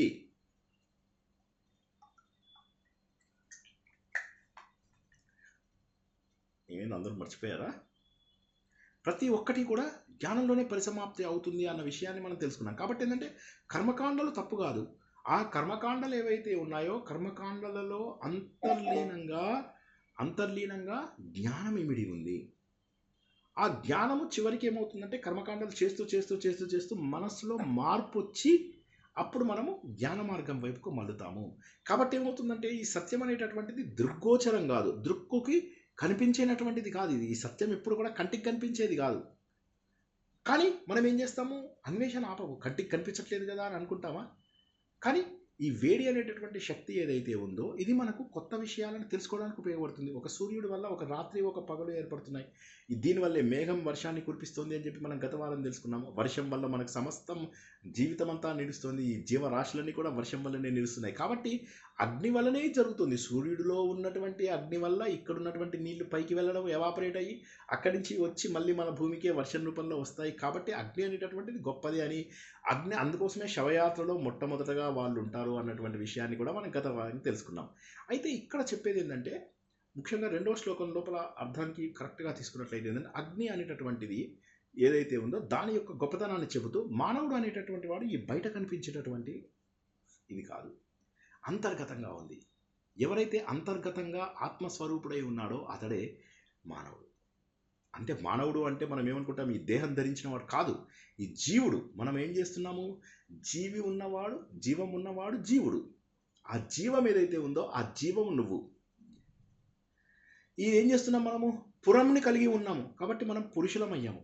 ఈ పురము అంటే ఈ శరీరంలో ఉన్నాం మనం. కాబట్టి మనం ఉన్నది ఇందు లోపల ఉన్నాం. నువ్వు ఎక్కడున్నావయ్యా? ఇంట్లో ఉన్నావా? లేదు, ఈ ఒంట్లో ఉన్నాను, ఈ ఒంట్లో ఈ శరీరంలో ఉన్నాను. కాబట్టి అంతరంలో మనం ఉన్నాం, బాహ్యంలో ఉన్నది అటువంటిది కాదు. కాబట్టి మనం ఏం గుర్తించాలి, అగ్నిమయమై కనిపించేది. అంటే అగ్నిమయమై కనిపించేది ఏంటి, మన శక్తి. మన శక్తి కళ్ళల్లో కనుక కనిపించాలి అంటే మనకు కళ్ళ లోపల అగ్ని ఉండాలి, లేకపోతే మనకు కనిపించదు. అదేవిధంగా మనోమయం, మనస్సు లోపల కూడా అగ్ని ఉండాలి, అప్పుడే మనం ఏ విషయాన్నైనా రియలైజ్ అవుతాము. అదేవిధంగా కడుపు లోపల జఠరాగ్ని రూపం లోపల ఉండాలి, అప్పుడే మనము అన్నింటినీ అరిగించుకోగలం. అరిగించుకోగలం అంటే తిన్నవి కాదు నేను అంటున్నది, ఇక్కడ విషయాలని జీర్ణం చేసుకోగలం. ఏదైతే భోజనాన్ని మనము అరిగించుకుంటున్నామో అదేవిధంగా నేర్చుకున్నటువంటి విషయాలని డైజెస్ట్ చేసుకోవడానికి కూడా అగ్నే కారణము. ఇక జ్ఞానమయం, జ్ఞానమయం అంటే లోపల ఉన్నటువంటి అగ్ని మన స్వరూపాన్ని తెలియజేస్తుంది. నువ్వు ఎవరు అనేటటువంటి విషయాన్ని తెలియజేస్తుంది. చివరిగా ఆనందమయ కోశము. మనం ఏం చేస్తున్నాము, అన్నమయ కోశము, ప్రాణమయ కోశము, మనోమయ కోశము, బుద్ధిమయ కోశము, ఆనందమయ కోశము అనేటటువంటి మన శరీరం 5 కోశములలో ఉంటుంది. ఇది మనం దాదాపుగా ప్రతిరోజు తెలుసుకుంటున్నాం. మీకు ఎప్పుడూ చెప్తున్నాను, మనం నేర్చుకుంటున్నటువంటి అన్నింటిలో ఒకదాంతో ఒకటి లింక్ ఉన్నాయి. చివరికి ఈ ఆనందమయమైనటువంటి కోశంలో నాలో ఉన్నటువంటి ఒక ఆత్మజ్యోతిని నేను గుర్తించగలను. ఇదే ప్రకాశవంతమై నా లోపల అజ్ఞానాన్ని పోగొడుతుంది. అది మనం అంటే ఎలా అర్థం చేసుకోవాలి అంటే ఇలా అర్థం చేసుకోవాలి. అంటే ఈ సమస్త సృష్టి ప్రళయము వీటన్నిటికీ కూడా కారణం ఎవరు, ఇప్పుడు ఇందులో ఉన్నవన్నిటివి కూడా పంచభూతాలు ఉన్నాయి. ఈ పంచభూతాలతోనే మనం ఏ పని చేసినా, ఇప్పుడు ఈ శరీరం ఉంది, ఇది పంచభూతాలు. మీ మొబైల్ ఉంది, పంచభూతాలు. ల్యాప్టాప్ ఉంది, పంచభూతాలు. వస్తువులు ఉన్నాయి, పంచభూతాలు. భోజనం ఉంది, పంచభూతాలు కానటువంటివి లేదు. కాబట్టి మహర్షులు ఏమని ఆలోచించారంటే ఈ పంచభూతాలు ఏవైతే ఉన్నాయో ఇవి ప్రాణాన్ని కలిగినవి. మానవుల లాగానే ఈ పంచభూతాలలో కూడా సాత్విక, రాజసిక, తామసిక గుణాలు ఉండొచ్చేమో, వాటికి కూడా ఆవేశాలు ఉండొచ్చేమో, వాటికి కూడా అనురాగం ఉండొచ్చేమో, వాటికి కూడా అనుగ్రహం ఉండొచ్చేమో అని చెప్పేసి మహర్షులు ఆలోచించడం మొదలెట్టారు. ఏంటంటే ఇప్పుడు మనం ఏదైతే జడము అనుకుంటున్నామో ఇదంతా కూడా ప్రకృతి శక్తే కదా. సో వీటి లోపల బహుశా అటువంటివి ఏమన్నా లక్షణాలు కలిగి ఉన్నాయేమో. ఎప్పుడైతే ఆత్మ లోపలికి వెళ్తుందో అప్పుడు ఇవన్నీ వాటికి తగ్గట్టుగా, వాటిలో ఉన్నటువంటి లక్షణాలకు తగ్గట్టుగా అవి బిహేవ్ చేస్తున్నాయేమో. అలా చేయకపోతే ఎందుకు ఈ భూకంపాలు వస్తున్నాయి, ఎందుకు ఈ తుఫాన్ వస్తుంది, ఎక్కడిది ఆ శక్తి? వాటికి పంచభూతాలకు ఆ శక్తి ఎక్కడిది? మనం ఏమనుకుంటున్నాము, పంచభూతాలు జడము అనుకుంటున్నాం, కానీ పంచభూతాలలో శక్తి ఎక్కడ వస్తుంది? మహర్షులు ఏమైనా ఆలోచించారంటే ఈ భూతాలు కూడా ప్రాణాన్ని కలిగి ఉన్నాయి, పంచభూతాలు కూడా ప్రాణాన్ని కలిగి ఉన్నాయి. ఇది ఒక్కసారి ఇదేంటంటే నేను చెప్తున్నది అర్థమవుతుందా? సారీ ఏమనుకోవద్దు, నేను చెప్తున్నది అర్థమవుతుందా? ఒక్కసారి ఎవరన్నా జవాబు చెప్పండి. పంచభూతాలలో ప్రాణం ఉంది అనేసి అంటున్నారు అంటే ఇప్పుడు మనము ఆ పంచభూతాలని దైవ స్వరూపంగానే తీసుకుంటున్నాం కదండి సార్. మళ్ళీ దాంట్లో ప్రాణం ఉంది అనే డౌట్ ఎందుకు వస్తుంది అనేది అది అర్థం కాలేదు. పంచభూతాలంటే జడము, పంచభూతాలంటే జడం కదా. ఇప్పుడు మనం మొదట్లో ఏం తెలుసుకున్నాము, 24 తత్వాలు వచ్చిన తర్వాత కూడా మన శరీరంలో వాసుదేవుడు ప్రాణం రూపంలో ప్రవేశించినప్పుడు తప్ప ఇది శరీరం యాక్టివేట్ కాలేదు అన్న విషయాన్ని మనం తెలుసుకున్నాం. అయితే ఇప్పుడు ఇక్కడ ఋషులు ఏమంటున్నారంటే అగ్ని రూపం ఏదైతే పంచభూతాలలో ఒకటైనటువంటి అగ్ని రూపంలో ఏమంటున్నారంటే ఇందులో ఒక తెలియని శక్తి ఉంది, ఇందులోపల ఆటోమేటిక్గా శక్తి ఉంది, లేకపోతే ఈ ఈ సముద్రాలు పొంగడము, ఈ తుఫానులు రావడము, ఈ భూకంపాలు రావడము, బహుశా ఇవన్నీ అంటే వాళ్ళు ఆలోచించినటువంటి పద్ధతిని వాళ్ళు తెలియజేస్తున్నారు. వాళ్ళు ఏమంటున్నారంటే పంచభూతాలంటే జడం కాకపోవచ్చు, ఇప్పుడు ఆ పంచభూతాలు అనేవి దేవతా స్వరూపాలు అయి ఉండవచ్చు అనేటటువంటి విషయాన్ని ఇక్కడ మనకు తెలియజేస్తున్నారు. వాళ్ళు ఏమంటున్నారు, పంచభూతాలు అంటే మీరేమంటున్నారు, పంచభూతాలలో అగ్ని, కాబట్టి అగ్ని జడమా? అగ్ని జడం కాదు. భూమి జడమా? వాళ్ళు ఏమంటున్నారు, భూమిని కూడా జడం కాదు. మరి మంచి ఏదైనా ఒక మంచి పని జరిగింది, మన మనస్సు పులకరిస్తుంది, మరి మనస్సు జడమా? ఇప్పుడు ఏమంటున్నారంటే కాదు. సో ఇప్పుడు ఏమవుతుందంటే భగవంతుడు సృష్టించినటువంటి ఆ 24 తత్వాలు కూడా జడం కాదు, వాటి లోపల కూడా చైతన్యం ఉండవచ్చు అని ఈ విషయాలను మనం ఇంకా తర్వాత కూడా తెలుసుకోవచ్చు అనేది మనం చెప్తున్నాడు. అంటే ఈ భూతాలు ఏవైతే ఉన్నాయో ఈ భూతాలని సంతోషపరిచినప్పుడు మనం కూడా సంతోషపడతాము. కాబట్టి మనం ఏం చేస్తున్నాము, మన పంచభూతాలకు బాధ కలిగిస్తున్నాము, చెట్లను కొట్టేస్తున్నాము, తర్వాత ఇవన్నీ చేస్తున్నాము, ఇది ప్లాస్టిక్ యూసేజ్ కానీ ఇవన్నీ చేయడం ద్వారా ఏమవుతుంది, పంచభూతాలని మనం బాధ పెట్టడం ద్వారా, అంటే ఇదంతా వాళ్ళ ఊహ, పంచభూతాలని బాధ పెట్టడం ద్వారా ఏం జరుగుతుంది అంటే అవి కూడా కోపగించుకుని మన పైన దండయాత్ర చేస్తున్నాయి అని చెప్పేసి, అందుకోసమనే మనము పంచభూతాలతోని అనుగుణంగా వాటి యొక్క జీవిత లక్ష్యం, మన జీవిత లక్ష్యం ఎలా ఉండాలంటే మనకిచ్చినటువంటి పంచభూతాలతో మనము సహజీవనం చెయ్యాలి, సహగమనం చెయ్యాలి, సహగమనము ప్రకృతి శక్తులతో చెయ్యాలి అన్న విషయాన్ని తెలుసుకుందాం. ఇంకొకటి ఉంది కదా మనకి, మర్చిపోయాము. వాటి కథ తెలుసుకునే ముందు ఒకసారి ఇక్కడి వరకు చెప్పిన దాంట్లో ప్రశ్న ఏమన్నా ఉందా? ముందుగా శ్లోకాల యొక్క అర్థం చెప్పుకున్నాం. ఏం చెప్పుకున్నాము? శ్లోకాల యొక్క అర్థము, అగ్ని వల్ల మనకు శాశ్వతము, అగ్నిని పూర్వం వాళ్ళందరూ పూజించారు కాబట్టి ఇప్పుడు కూడా పూజిస్తున్నారు, కాబట్టి మనం కూడా ఆ అగ్నిని పూజించాలి. ఎందుకంటే ఆయన అందరు దేవతలని ఇక్కడికి తీసుకొస్తాడు, ఆయన వల్ల సమృద్ధి కలుగుతుంది, మనకు పిల్లలు కలుగుతారు, మనకు యశస్సు కలుగుతుంది, ఇవన్నీ కలుగుతుంది. అందుకోసమనే మనం అగ్నిదేవుని పూజించాలి అంటారు. ఇప్పుడు దీని బ్యాక్గ్రౌండ్ కనుక మనం ఆలోచించినట్లయితే పంచభూతాలలో శక్తి ఉంది. ఒక్క మాటలో చెప్పాలంటే పంచభూతాలలో శక్తి ఉంది. ఎప్పుడైతే వన్స్ యూ స్టార్ట్ నెగ్లెక్టింగ్ పంచభూతాలు, అవి కూడా ఏం చేస్తాయి, they react in the same way. నువ్వు పంచభూతాలను బాధ పెడితే అవి నిన్ను కూడా బాధ పెడతాయి. అంటే ఇప్పుడు ఏంటి, ఎలా పడితే అలా అడ్డదిడ్డంగా కన్స్ట్రక్షన్స్ చేయడము, ఉన్నటువంటి చెట్లని నాశనం చేయడము, ప్రకృతి శక్తులన్నింటినీ పాడు చేయడము, పశువులు పక్షులు ఉండకుండా మనం చేయడము. ఒక సినిమా వచ్చింది, అది రోబో 2లోనో దేంట్లో నేను మర్చిపోయాను, అందులో అక్షయ్ కుమార్ విలన్గా చేశాడు చూడండి, అది ఏం సినిమా, పక్షి రూపం లోపల వస్తాడు, పక్షులకి సెల్ టవర్ యొక్క వీటి వల్ల పక్షులన్నీ కూడా అక్కడ ఉండకుండా అయిపోతాయి. అదంతా కూడా ట్రూత్ తెలుసా? తర్వాత వాళ్ళు కావాలని చెప్పి ఈ సెల్ ఫోన్ వాళ్ళు వీళ్ళు అది ట్రూత్ కాదని చెప్పి చెప్పారు. రోబో 2నే కదా, ఎగెనిస్ట్ నేచర్. ఇప్పుడు ఇందులోపల మనం ఏం తెలుసుకున్నామంటే ప్రకృతి శక్తులకు బాబు నువ్వు వ్యతిరేకంగా వెళ్ళకూడదు అనేటటువంటి సత్యాన్ని ఈరోజు మనం తెలుసుకున్నాం. ఇప్పుడు అర్థం కాని వాళ్ళు ఒకసారి ప్రశ్న అడిగితే ఇవాళ కథలోకి వెళ్ళిపోదాం. నచ్చిందా ఫస్ట్ చెప్పండి. For every action there is equal and opposite reaction, అది తెలిసింది సార్. నాకు ఇంకొక ప్రశ్న ఏమంటే సార్, ఇప్పుడు ఇంత చెప్పినారు కదండి సార్, ఇప్పుడు అంటే మనము హవన్ లోపల వేసినప్పుడు ఆ హవిసులంతా తీసుకొని పోయి అందరు దేవుళ్ళకి ఇస్తారు, అది ఒక పాయింట్ ఒకటే డిస్కస్ చేసినారా సార్ అంటే ఈ శ్లోకాలలో? లేదు అంటే ఇప్పుడు మనము పితృకర్మలు చేసినప్పుడు కూడా హవిస్ ఇస్తే అవి కూడా అక్కడికి చేర్చే పని కూడా భగవంతుడు చేస్తాడు, అగ్నిదేవుడు చేస్తాడని నేర్చుకుంటాం కదా సార్. పితృకర్మలు ఒక్క నిమిషం ఆగండి, నేర్చుకోలేదు, ఒక్క నిమిషం మీరు అక్కడ తప్పు చెప్పారు. పితృకర్మలు చేసినప్పుడు అందులోపల మనం ఏం చేస్తాం, పితృకార్యాలు చేసినప్పుడు మనం ఏం చేస్తామంటే అక్కడ హోమం చెయ్యం. మనం పితృకార్యాలు చేసినప్పుడు ఏం చేస్తామంటే వచ్చినటువంటి కాలుస్తాం, అది హోమం కాదు. దాన్ని ఏం చేస్తామంటే చివరగా నీళ్ళల్లో వేస్తాం, లేదా దాన్ని కాలుస్తాం, ఓకేనా, లేదా ఆవుకు పెడతాం. ఇవి చేయడం వల్ల ఏమవుతుందంటే అగ్నికి ఎప్పుడైతే సమర్పిస్తామో అప్పుడైతే పితృదేవతలకు తీసుకెళ్తుంది. కాబట్టి అక్కడ ఆ రోజు మనము హోమంలాగా ఏమీ చెయ్యము, కాకపోతే ఈ పిండములు ఏవైతే ఉంటాయో వాటిని అగ్నిలో సమర్పించడం ద్వారా వాళ్ళు పితృదేవతకు ట్రాన్స్ఫర్ చేస్తారు. అది కరెక్ట్. చెప్పండి. అది కూడా అగ్నిదేవుడి రూపంలోనే వెళ్తుంది. అగ్నిదేవుడి రూపంలోనే పంపిస్తాం.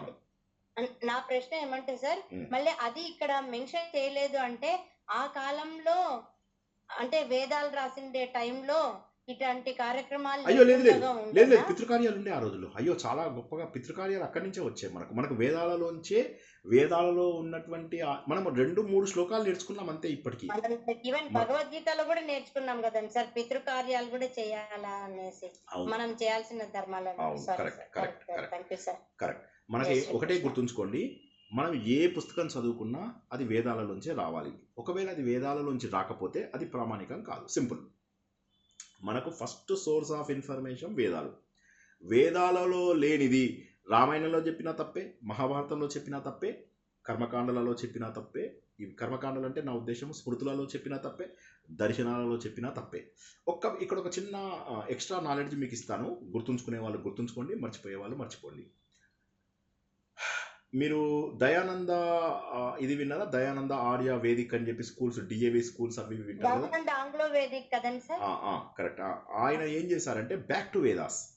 ఆ బ్యాక్ టు వేదాస్ వచ్చినప్పుడు ఆయన ఏం చేశారంటే, ఆయన ఆలోచించింది ఏంటంటే కేవలం వేదాలలో ఉన్నవే నేను పట్టుకుంటాను, వేదాలలోంచి వచ్చిన మిగతా పుస్తకాలని నేను కన్సిడర్ చేయను అని చెప్పేసి అన్నారు.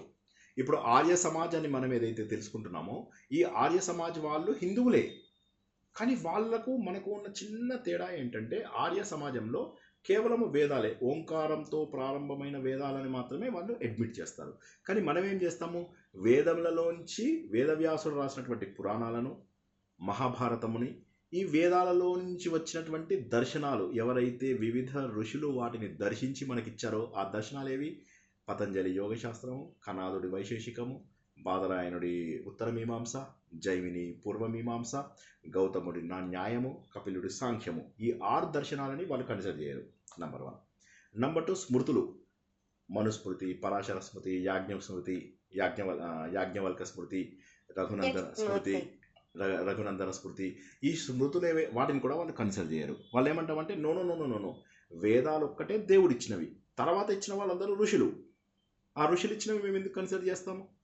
వాళ్ళు ఋషుల యొక్క మహోన్నత వ్యక్తిత్వాన్ని గుర్తించరు. వాళ్ళు ఏమంటారంటే కేవలము వేదాలలో ఉన్న జ్ఞానాన్ని మాత్రమే మేము గుర్తిస్తాము. సో వేదాలలో చెప్పింది ఏంటి? 3 ఆవృతుల యొక్క రూపమైనటువంటి ఓంకారం గొప్పది అని చెప్పి తెలుసుకున్నారు. కాబట్టి ఓంకారాన్ని పూజ చేస్తారు. జస్ట్ ఇది ఎక్స్ట్రా ఇన్ఫర్మేషన్. ఇప్పుడు ఎవరికైనా ప్రశ్నలు ఉంటే అడగండి. చాలా అద్భుతం. ఆర్య సమాజం వేరేగా ఉంది కదా సార్? ఆర్య సమాజం దయానంద సరస్వతి కంటెంట్. ఒక ఇన్స్టిట్యూషన్ లాగా అది. ఎస్ వాళ్ళు వేదాలని మాత్రమే ఫాలో అవుతారు. వాళ్ళు ఇంకా వేదాలు ఉపనిషత్తులు తప్ప వాళ్ళు వేరే మ్యారేజెస్ అవి కూడా కొంచెం డిఫరెంట్ గా ఉంటాయి కదా సార్? అవి వేదాలలో పద్ధతులు.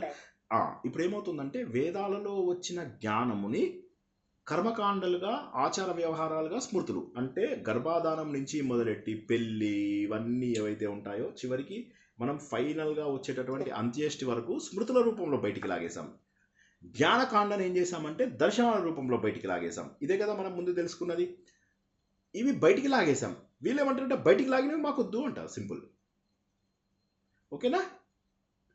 ఓకే. నెక్స్ట్ ప్రశ్న, నెక్స్ట్ క్వశ్చన్. సార్, వేదాలకి అర్థం తెలియదు అనుకుంటున్నాం కదా? అవునమ్మా. కానీ ఎన్ని వేల మంది ఆ రోజుల్లో ఋషులు, మామూలుగా మన ఫ్యామిలీస్ లోను వేదాలు నేర్చుకున్న వాళ్ళందరూ అర్థం లేకుండా చదివారు. వేదార్థం తెలిసిన వాళ్ళు అప్పుడు మా చిన్నప్పుడు చెప్పుకునేది ఏంటంటే ఆంధ్రప్రదేశ్ మొత్తంలో 2-3 ఉండేవాళ్ళు అని మా నాన్నగారు వాళ్ళు చెప్తూ ఉండేవాళ్ళు. అంత కష్టమైనది అది, లేకపోయినా వేదం నేర్చుకోవచ్చు, అయ్యే పని కాదు అది అందరి వల్ల అనుకునేవాళ్ళు. అందుకని అది ఎంతవరకు అది మరి తెలుసుకోవాలని ఎవరు ప్రయత్నం చేయలేదు. ఇప్పుడు మీరు చెప్పింది 1000% కరెక్ట్. ఇప్పుడు మీరు చెప్పిన పాయింట్లో అసలు అబద్ధమే లేదు. అందరూ ఆవిడ ప్రశ్న ఎవరికైనా అర్థం కాలేదా? ఒక్కసారి చెప్పండి. ఆవిడ అన్నమాట అర్థమైందా? ఎవరికైనా అర్థం కాలేని వాళ్ళు ఎవరైనా అడగండి. చెప్పండి సార్. ఆవిడ ఏమంటున్నారంటే వేదాలని చదవడం వేరు, అర్థం చేసుకోవడం వేరు. అయితే చాలా తక్కువ మంది మాత్రమే అర్థం చేసుకున్నటువంటి వాళ్ళు ఉన్నారు అంటారు. అందుకే వేదాల యొక్క డైరెక్ట్ ట్రాన్స్లేషను లేదా ఇప్పుడు మనం చేస్తున్న తత్వ విచారణ ఉండేవి కాదు. ఎందుకు ఉండేది కాదు అంటే వేదాలను చదవడంలోనే జీవితం అంతా గడిచిపోతుంది. ఇంకా మీకు తత్వ విచారణకు టైం ఏది? సో కాబట్టి ఇప్పుడు ఏమైందో నేను చెప్తా చూడండి. వేదాలు నేర్చుకోవడానికి మీకు 20 ఏళ్ళు పట్టింది.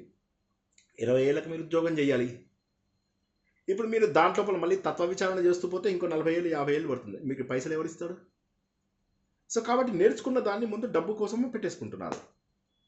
సో కాబట్టి ఏమైందంటే సంహిత బ్రాహ్మణము నేర్చుకునేసరికి సరిపోతుంది. మొత్తం చాలే ఇది చేసుకొని నువ్వు ఉద్యోగం చేసుకో అంటారు. అందులో అందరూ అన్ని నేర్చుకోలేరు.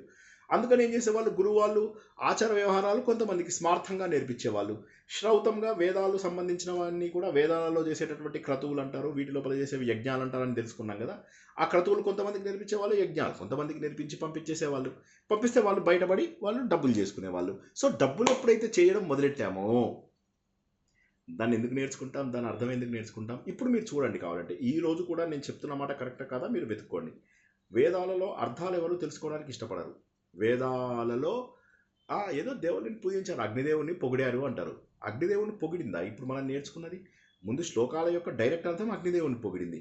కానీ వాళ్ళు లోపల చెప్పేది ఏంటి? మన శరీరం అంతా కూడా అగ్నిదేవుడు వ్యాపించి ఉన్నాడు. కళ్ళ లోపల ఈ శక్తి అగ్నిదేవుడిదే, నోటి లోపల ఈ శక్తి ఉంది కదా, ఇది అగ్నిదేవుడిదే.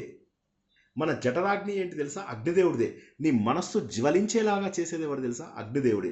నీ హృదయాన్ని జ్వలింపచేసి బుద్ధిని వికసింపజేసేది ఎవరు తెలుసా? ఆ జ్యోతి. మీకు ఏదైనా వెలగ్గానే టక్ మన బల్బు వెలిగినట్టుగా అవుతుంది. అది చేసేది ఎవరు? అగ్నిదేవుడే. కాబట్టి నీకు ఆనందాన్ని కలిగించేది అగ్నిదేవుడు అనేటటువంటి మనం తత్వాన్ని నేర్చుకున్నాం ఈరోజు. అంటే ఒరిజినల్ శ్లోకంలో అర్థంతో పాటు అగ్నిదేవుడు అన్ని మంచి చేస్తాడు ఇంతవరకు నేర్చుకుంటారు వాళ్ళు. ఏముందండి, అగ్నిదేవుని పూజించి అన్ని అగ్నిదేవుడు దేవుళ్ళకి ఇస్తాడు కాబట్టి అగ్నిదేవా నువ్వు గొప్పవాడివి అని చెప్పారు అంటారు వాళ్ళు. అంతవరకు నేర్చుకుంటారు. కానీ అందులో ఉన్న తత్వ విచారణ చేయరు. ఎందుకు తత్వ విచారణ అవసరము అంటే అగ్నిదేవుడు మన శరీరం అంతా వ్యాపించి ఉన్నాడు. మనం ఇంతకుముందు కూడా తెలుసుకున్నాం, సూర్య చంద్ర అగ్ని అనేటటువంటిది మన శరీరంలో ఉంది 3 భాగాలుగా అని చెప్పి తెలుసుకున్నాం. సో కాబట్టి ఏంటి, ఆ సూర్యుడి రూపంలో ఉన్న అగ్ని, ఆ చంద్రుడి రూపంలో ఉన్న అగ్ని, గావావిష్యతి భూతాని అని చెప్పేసి మనం 15వ దాంట్లో కూడా ఏం తెలుసుకున్నాం అక్కడ? అన్ని సూర్యుడిలో ఒక్క నిమిషం ఆగండి. గట్టిగా మాట్లాడితే even photosynthesis process is happening because of sun. మనకు ఫుడ్ వచ్చేదంతా కూడా సన్, అంటే దాని నుంచి. కాబట్టి ఈ అగ్ని అనేటటువంటిదే మనకు పోషించేది. ఈ అగ్నిలోనే మనం చివరిగా లయం అయిపోతాము. ఈ శరీరం అంతా కూడా అగ్ని వ్యాపించి ఉన్నది. అంటే అగ్ని అంటే చైతన్యం కింద తీసుకోవాలి. చైతన్యమే ఇక్కడ. అగ్ని అంటే పరబ్రహ్మ స్వరూపంని, అగ్నిని ఇక్కడ పరబ్రహ్మ స్వరూపంగా భావించి చెప్పుకుంటున్నారు. అయితే ఇప్పుడు ఈ అర్థం మనకు స్ట్రైట్ ఫార్వర్డ్గా మీకు మంత్రాలు చదివితే రాదు. మంత్రం లోపల ఏంటి? అగ్ని శాశ్వతుడు. శాశ్వతుడు అంటే ఎవరు? శాశ్వతమైన వాడు ఒక్కడే. ఇప్పుడు నేనేం చెప్తున్నాను ఇందాక, అగ్ని శాశ్వతుడు, అతన్ని పూర్వం ఋషులు పూజించారు అన్నాడు. ఇక్కడ ఆపేస్తాను. అగ్ని శాశ్వతుడు. శాశ్వతుడు ఎవరు ఈ ప్రపంచంలో? స్వరూపం. పరబ్రహ్మ ఒక్కడే శాశ్వతం. బ్రహ్మ సత్యం జగత్ మిథ్య జీవో బ్రహ్మైవ నాపర. సో ఎవరైతే పరబ్రహ్మ స్వరూపంలో ఉన్నారో ఆయన మాత్రమే శాశ్వతము. మనమందరము అశాశ్వతము. ఇప్పుడు అగ్ని శాశ్వతుడు అంటే అగ్ని ఎవరితో పోల్చాలి మనము?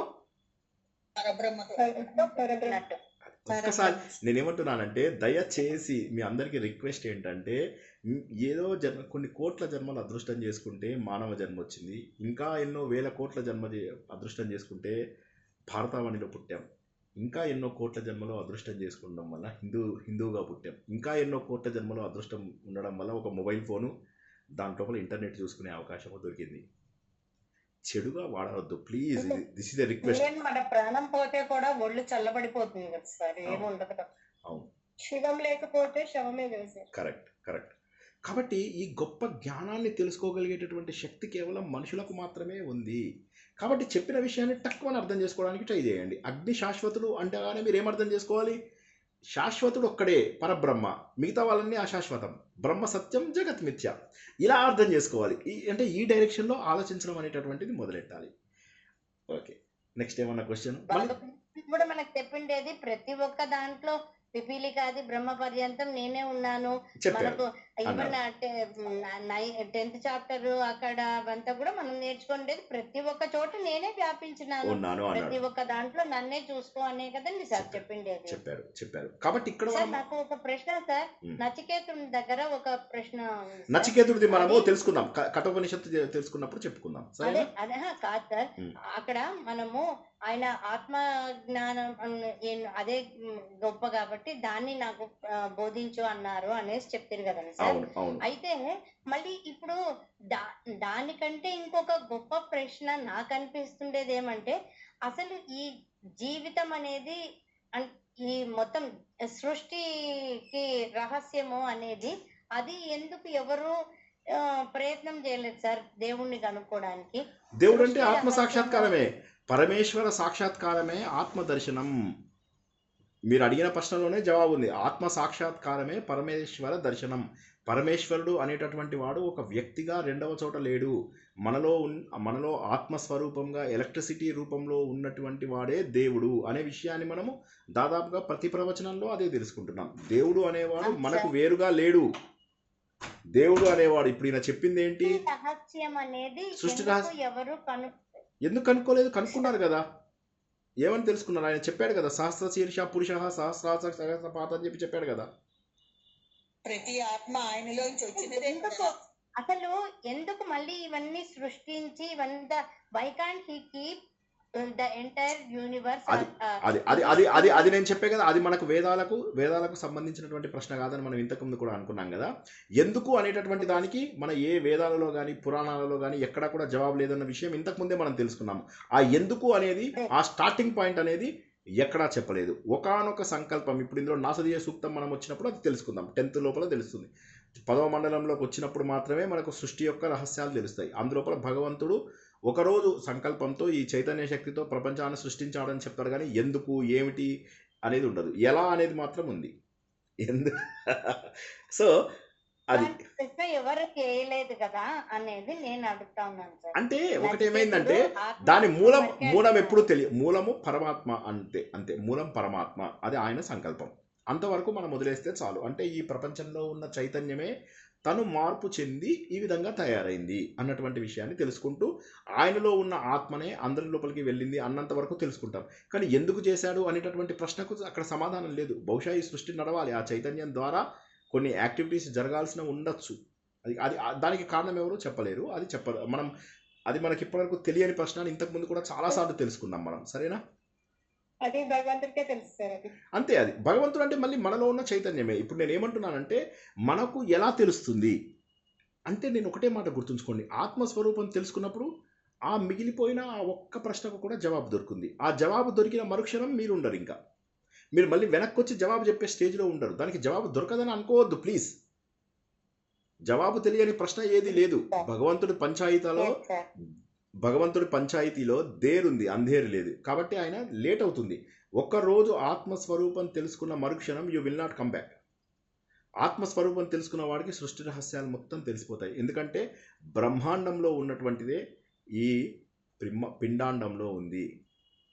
జీవాత్మలో ఉన్నటువంటిదంతా కూడా, ఈ ప్రపంచంలో ఉన్నదంతా కూడా మనని చూస్తేనే తెలిసిపోతుంది. ఓకే, జై శ్రీకృష్ణ. నెక్స్ట్ ప్రశ్న.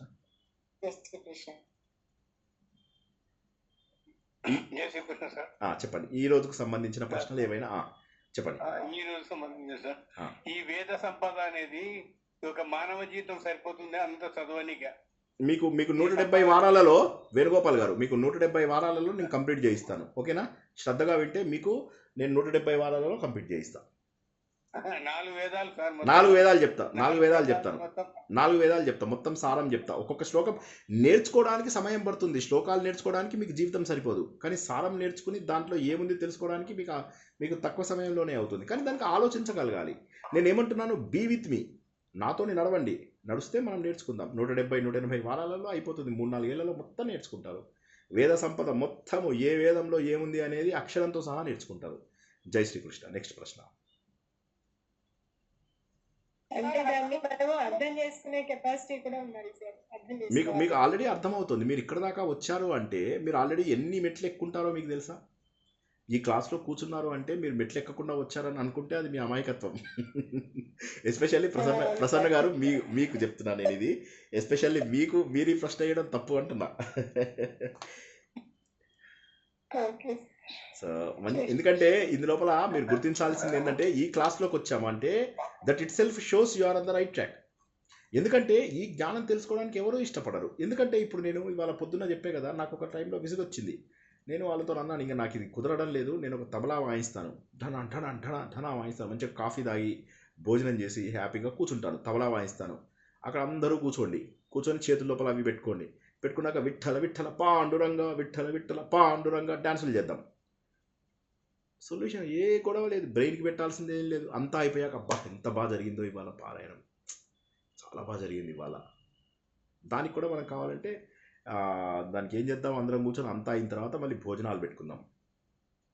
ఆ భజన చేసాం కదా, అది అయిన తర్వాత భోజనాలు పెట్టుకుందాం, అందరం డబ్బులు కాంట్రిబ్యూట్ చేసుకొని భోజనాలు పెట్టుకుని భోజనాలు తిందాం, బాగా సుష్టుగా భోజనం చేసి వెళ్దాం. సో ఒక్కొక్కసారి నాకే బాధేస్తుంది, ఇవన్నీ ఇంత మిమ్మల్ని కష్టపెడుతున్నానని నాకు ఎన్నిసార్లు అనిపిస్తుందో, ఎంత మిమ్మల్ని ఇబ్బందికి గురి చేస్తున్నాను అనేది నాకు తెలుసు. కానీ మరి ఏం చేయాలి? నేర్చుకోవాలని మీరు ముందుకు వచ్చారు కదా, నేను చెప్దామని మీరు ఎవరు రాకపోతే నేను చెప్పేవాడినే కాదు. ఇబ్బంది లేదు మాకు. అలా ఎందుకు అంటారు సార్? మాకు తెలియని విషయాలు ఎంతో చక్కగా క్లుప్తంగా ఈజీ లాంగ్వేజ్ లో చెప్తున్నారు సార్. అసలు లేకపోతే ఈ వేదం అన్నది ఏమిటో అన్నది కూడా తెలియదు చెప్పాలంటే. ఈ ఋగ్వేదం ఏమిటి, అదో పెద్ద రాకెట్ సైన్స్ అనుకున్నాం, కానీ ఎస్ ఇట్ ఈస్ డిఫికల్ట్. కానీ మీరు చక్కగా లే పర్సన్ లాంగ్వేజ్ లో అందజేస్తున్నారు. అట్లీస్ట్ దాని జిస్ట్ అర్థం అవుతుంది, అర్థం చేసుకోవడానికి ట్రై చేస్తున్నాం మేము. అండ్ నేను ఇంకా రిక్వెస్ట్ ఏంటంటే ఇంకా వినండి, ఎందుకంటే ఇప్పుడు దానిలోకి వచ్చాక వదలద్దు. నేను ఏమంటున్నానంటే రాకపోతే పోనీ వదిలేయండి, రాని వాళ్ళని వదిలేయండి, వాళ్ళు కూర్చొని భజనలు చేసుకొనియండి. కానీ అట్లీస్ట్ ఈ మార్గంలోకి వచ్చాక 1-2 సార్లు వింటే ఇంకెక్కువ అర్థమవుతుంది, 3వ సారి వింటే ఇంకా కాస్త ఎక్కువ అర్థమవుతుంది. ఓకేనా? ఎనీవే, ఏమైనా ప్రశ్న ఉంటే సరే, లేకపోతే మనం వాళ్ళ కథకు లేట్ అయిపోతున్నాం, తొందరగా చెప్పండి. ఈ రోజు చెప్పింది అధర్వణ వేదంలోదండి శాంతి మంత్రం కాదమ్మా, కఠోపనిషత్ అని చెప్పాను కదా. కఠోపనిషత్ అంటే ఏంటి? యజుర్వేదం. నెక్స్ట్ ఎవరో ప్రశ్న అడుగుతున్నారు, ప్రసన్న అడగండి. సార్ ఇప్పుడు జడము అన్నారు కదా, ఇప్పుడు ప్రకృతి శక్తులు అంటే మన ప్రకృతిలో ఉన్నటువంటి ఇవన్నీ జడంలో అన్నారు కదా. జడమేమో అనుకుంటున్నారేమో, అవి జడము కాదు అని చెప్పి ఈ అగ్ని సూక్తం ద్వారా మనం ఏం తెలుసుకుంటున్నాము? ప్రకృతి శక్తులు జడము కాదు, నువ్వు ప్రకృతి శక్తుల యొక్క దానికి అనుగుణంగా నడుచుకుని వెళ్ళు అని చెప్పి మనం తెలుసు. ఖచ్చితంగా కాదు కదా సార్, ఇప్పుడు ప్రకృతి శక్తులు మన పైన చాలా ప్రభావం చూస్తాయి. ఇప్పుడు మీరు జాతకంలో చెప్పినట్టుగా ఈ నక్షత్రాల ప్రభావం ఎలా ఉంది, అది జడమే కదా సార్. కరెక్ట్. మన భూమి మీద ఉన్న వాళ్ళ యొక్క ప్రభావం ఉండడం వల్లనే మనకి ఇవన్నీ అదే విషయాన్ని ఇక్కడ రీఇటరేట్ చేసుకుంటున్నాం. ఏంటంటే ఇవన్నీ కూడా జడంలోనూ చైతన్యంలోనూ కూడా భగవంతుడి శక్తి ఉంది అని చెప్పి చెప్పడం ఇక్కడ అగ్ని సూక్తం యొక్క లక్ష్యం. అర్థమైందా? జడంలో చైతన్యంలో కూడా భగవంతుడి యొక్క శక్తి ఉంది అని చెప్పేసి ఆయన చెప్పడం అన్నమాట ఇక్కడ ఉద్దేశం. జై శ్రీకృష్ణ. ఎస్, అదే చెప్తున్నారు ఇక్కడ అగ్ని రూపంలో. అది go with the nature.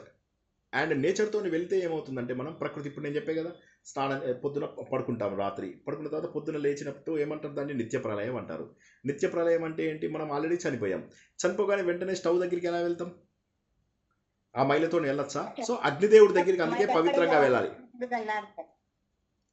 Sir ఇంకోటి మేరుపర్వతం వంగుతుంది అంటారు కదా సార్, అవును వంగింది, అవును మేరు పర్వతాన్ని వంగదీస్తారు ఆయన. పర్వతాన్ని జడం అనుకున్నప్పుడు అది ఎలా అంటే ఇక్కడ అక్కడ పరిస్థితి వేరు. అక్కడ పరిస్థితి ఏంటంటే అది కథ రూపంలో తెలుసుకున్నప్పుడు మనం ఇప్పుడు ఇక్కడ ఏంటంటే మనం తత్వరూపం, ఇప్పుడు మనం ఏం చెప్తున్నాము, వేదం గురించి మాట్లాడుతున్నాం, కరెక్టేనా? వేదం లోపల మీకు చూసినట్టయితే కేవలం ఉపనిషత్తుల పాటలో కొన్ని కథలు ఉంటాయి, మిగతా వేదం అంతా కూడా చాలా అద్భుతంగా గడిచిపోతూ ఉంటుంది, సూక్తాల రూపంలో ఉంటుంది.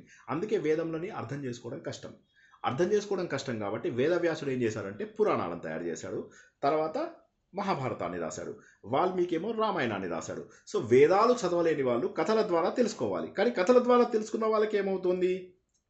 సత్యం గోచరించట్లేదు, కథ తెలుస్తుంది, సత్యం తెలియట్లేదు. రామాయణం చెప్పండి అంటే ఏమంటారు? రాముడు, సీత, రావణాసురుడు మాట్లాడతారు. కానీ అక్కడ తెలుసుకోవాల్సినటువంటి తత్వం ఏంటి? మనం ఇంతకుముందు తెలుసుకున్నాం. రాముడు అంటే నా ఆత్మ, సీత అంటే జీవుడు, హనుమంతుడు అంటే బుద్ధి. ఏం చేస్తున్నాడు బుద్ధి? అన్ని ఆటంకాలను ఎదుర్కొని, ఏ ఆటంకాలను ఎదుర్కొన్నాడు ఆయన? మైనాకుడు అంటే ఎవరు? నాకం అంటే స్వర్గ సంపదలను వదిలేశాడు. తర్వాత సురస అంటే ఏంటి? ఈ లోకంలో పరలోకంలో అక్కడ సురులు తాగేటటువంటిది ఇది, అంటే స్వర్గలోకంలోనూ భూలోకంలోనూ దొరుకుతున్నటువంటి లక్ష్యాలను వదిలేశాడు. తర్వాత ఏం చేశాడు? సింహికని చంపాడు. అంటే శక్తి వెళ్తున్నప్పుడు ఎన్నో ఆటంకాలు కలుగుతాయి, వాటిని తీసి పడేసిన తర్వాత ఏం దొరుకుతుంది నీకు?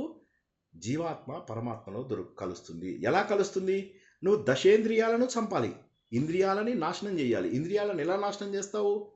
బాణం గురిపెట్టి రాముడు ఏ విధంగానైతే పరమాత్మ యొక్క శక్తి ద్వారా నువ్వు ఇంద్రియాలను ఛేదిస్తావు, అంటే రావణాసురుడు చనిపోతాడు.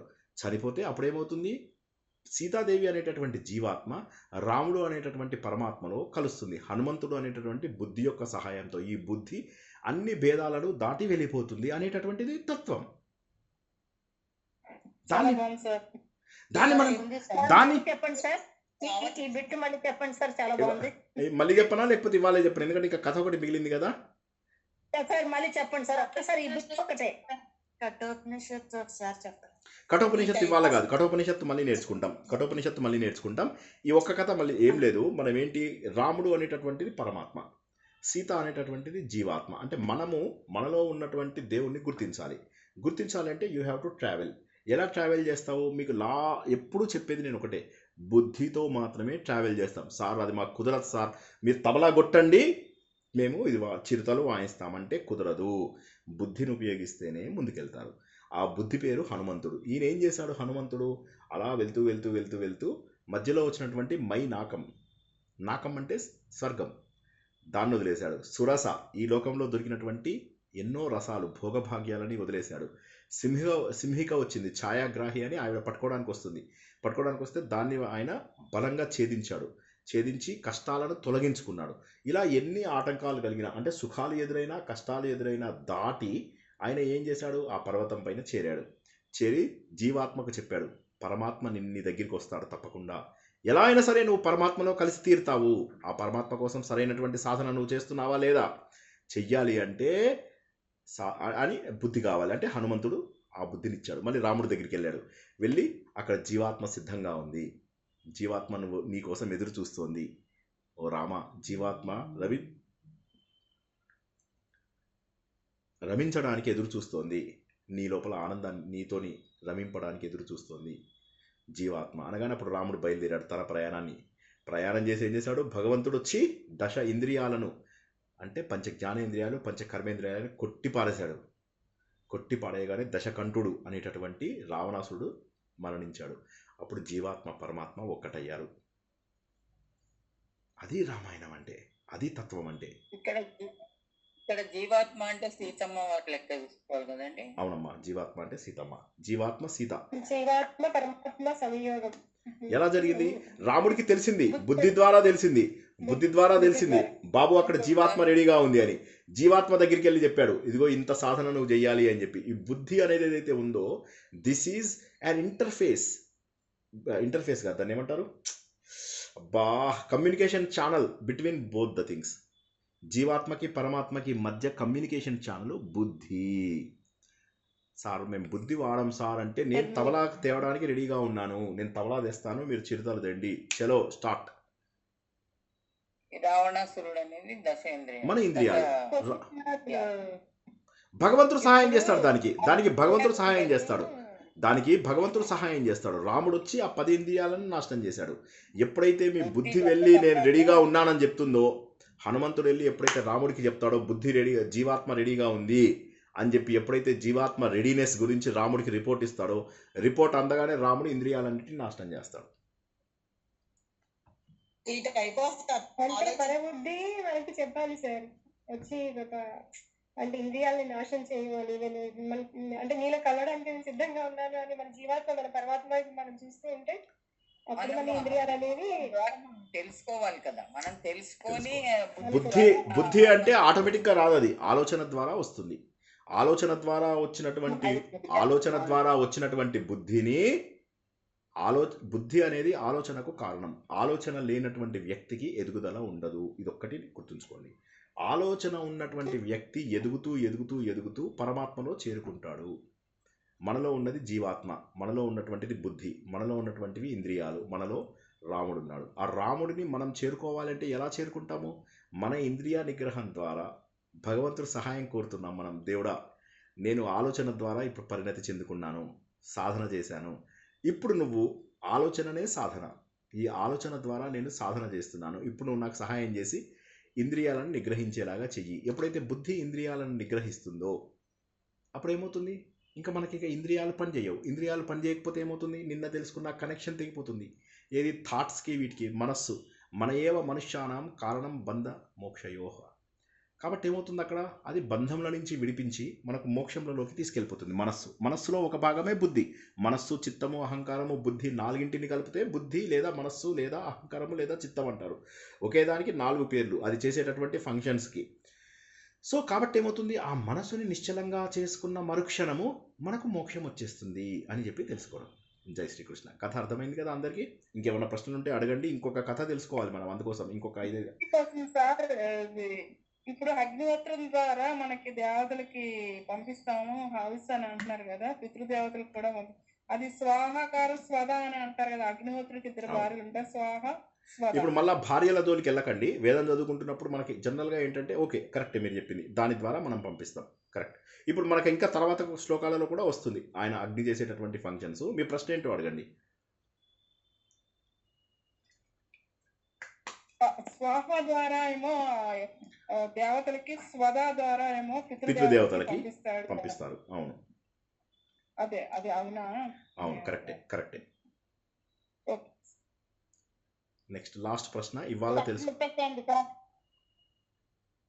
ఓకే, సో 10:30 అయిపోయింది.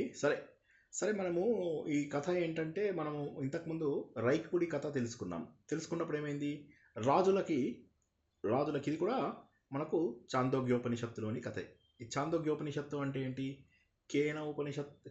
కేన చాందోగ్య ఉపనిషత్తులు సామవేదంలోనివి అని చెప్పి మనం తెలుసుకున్నాం. కేసి అని చెప్పి గుర్తుంచుకున్నాం.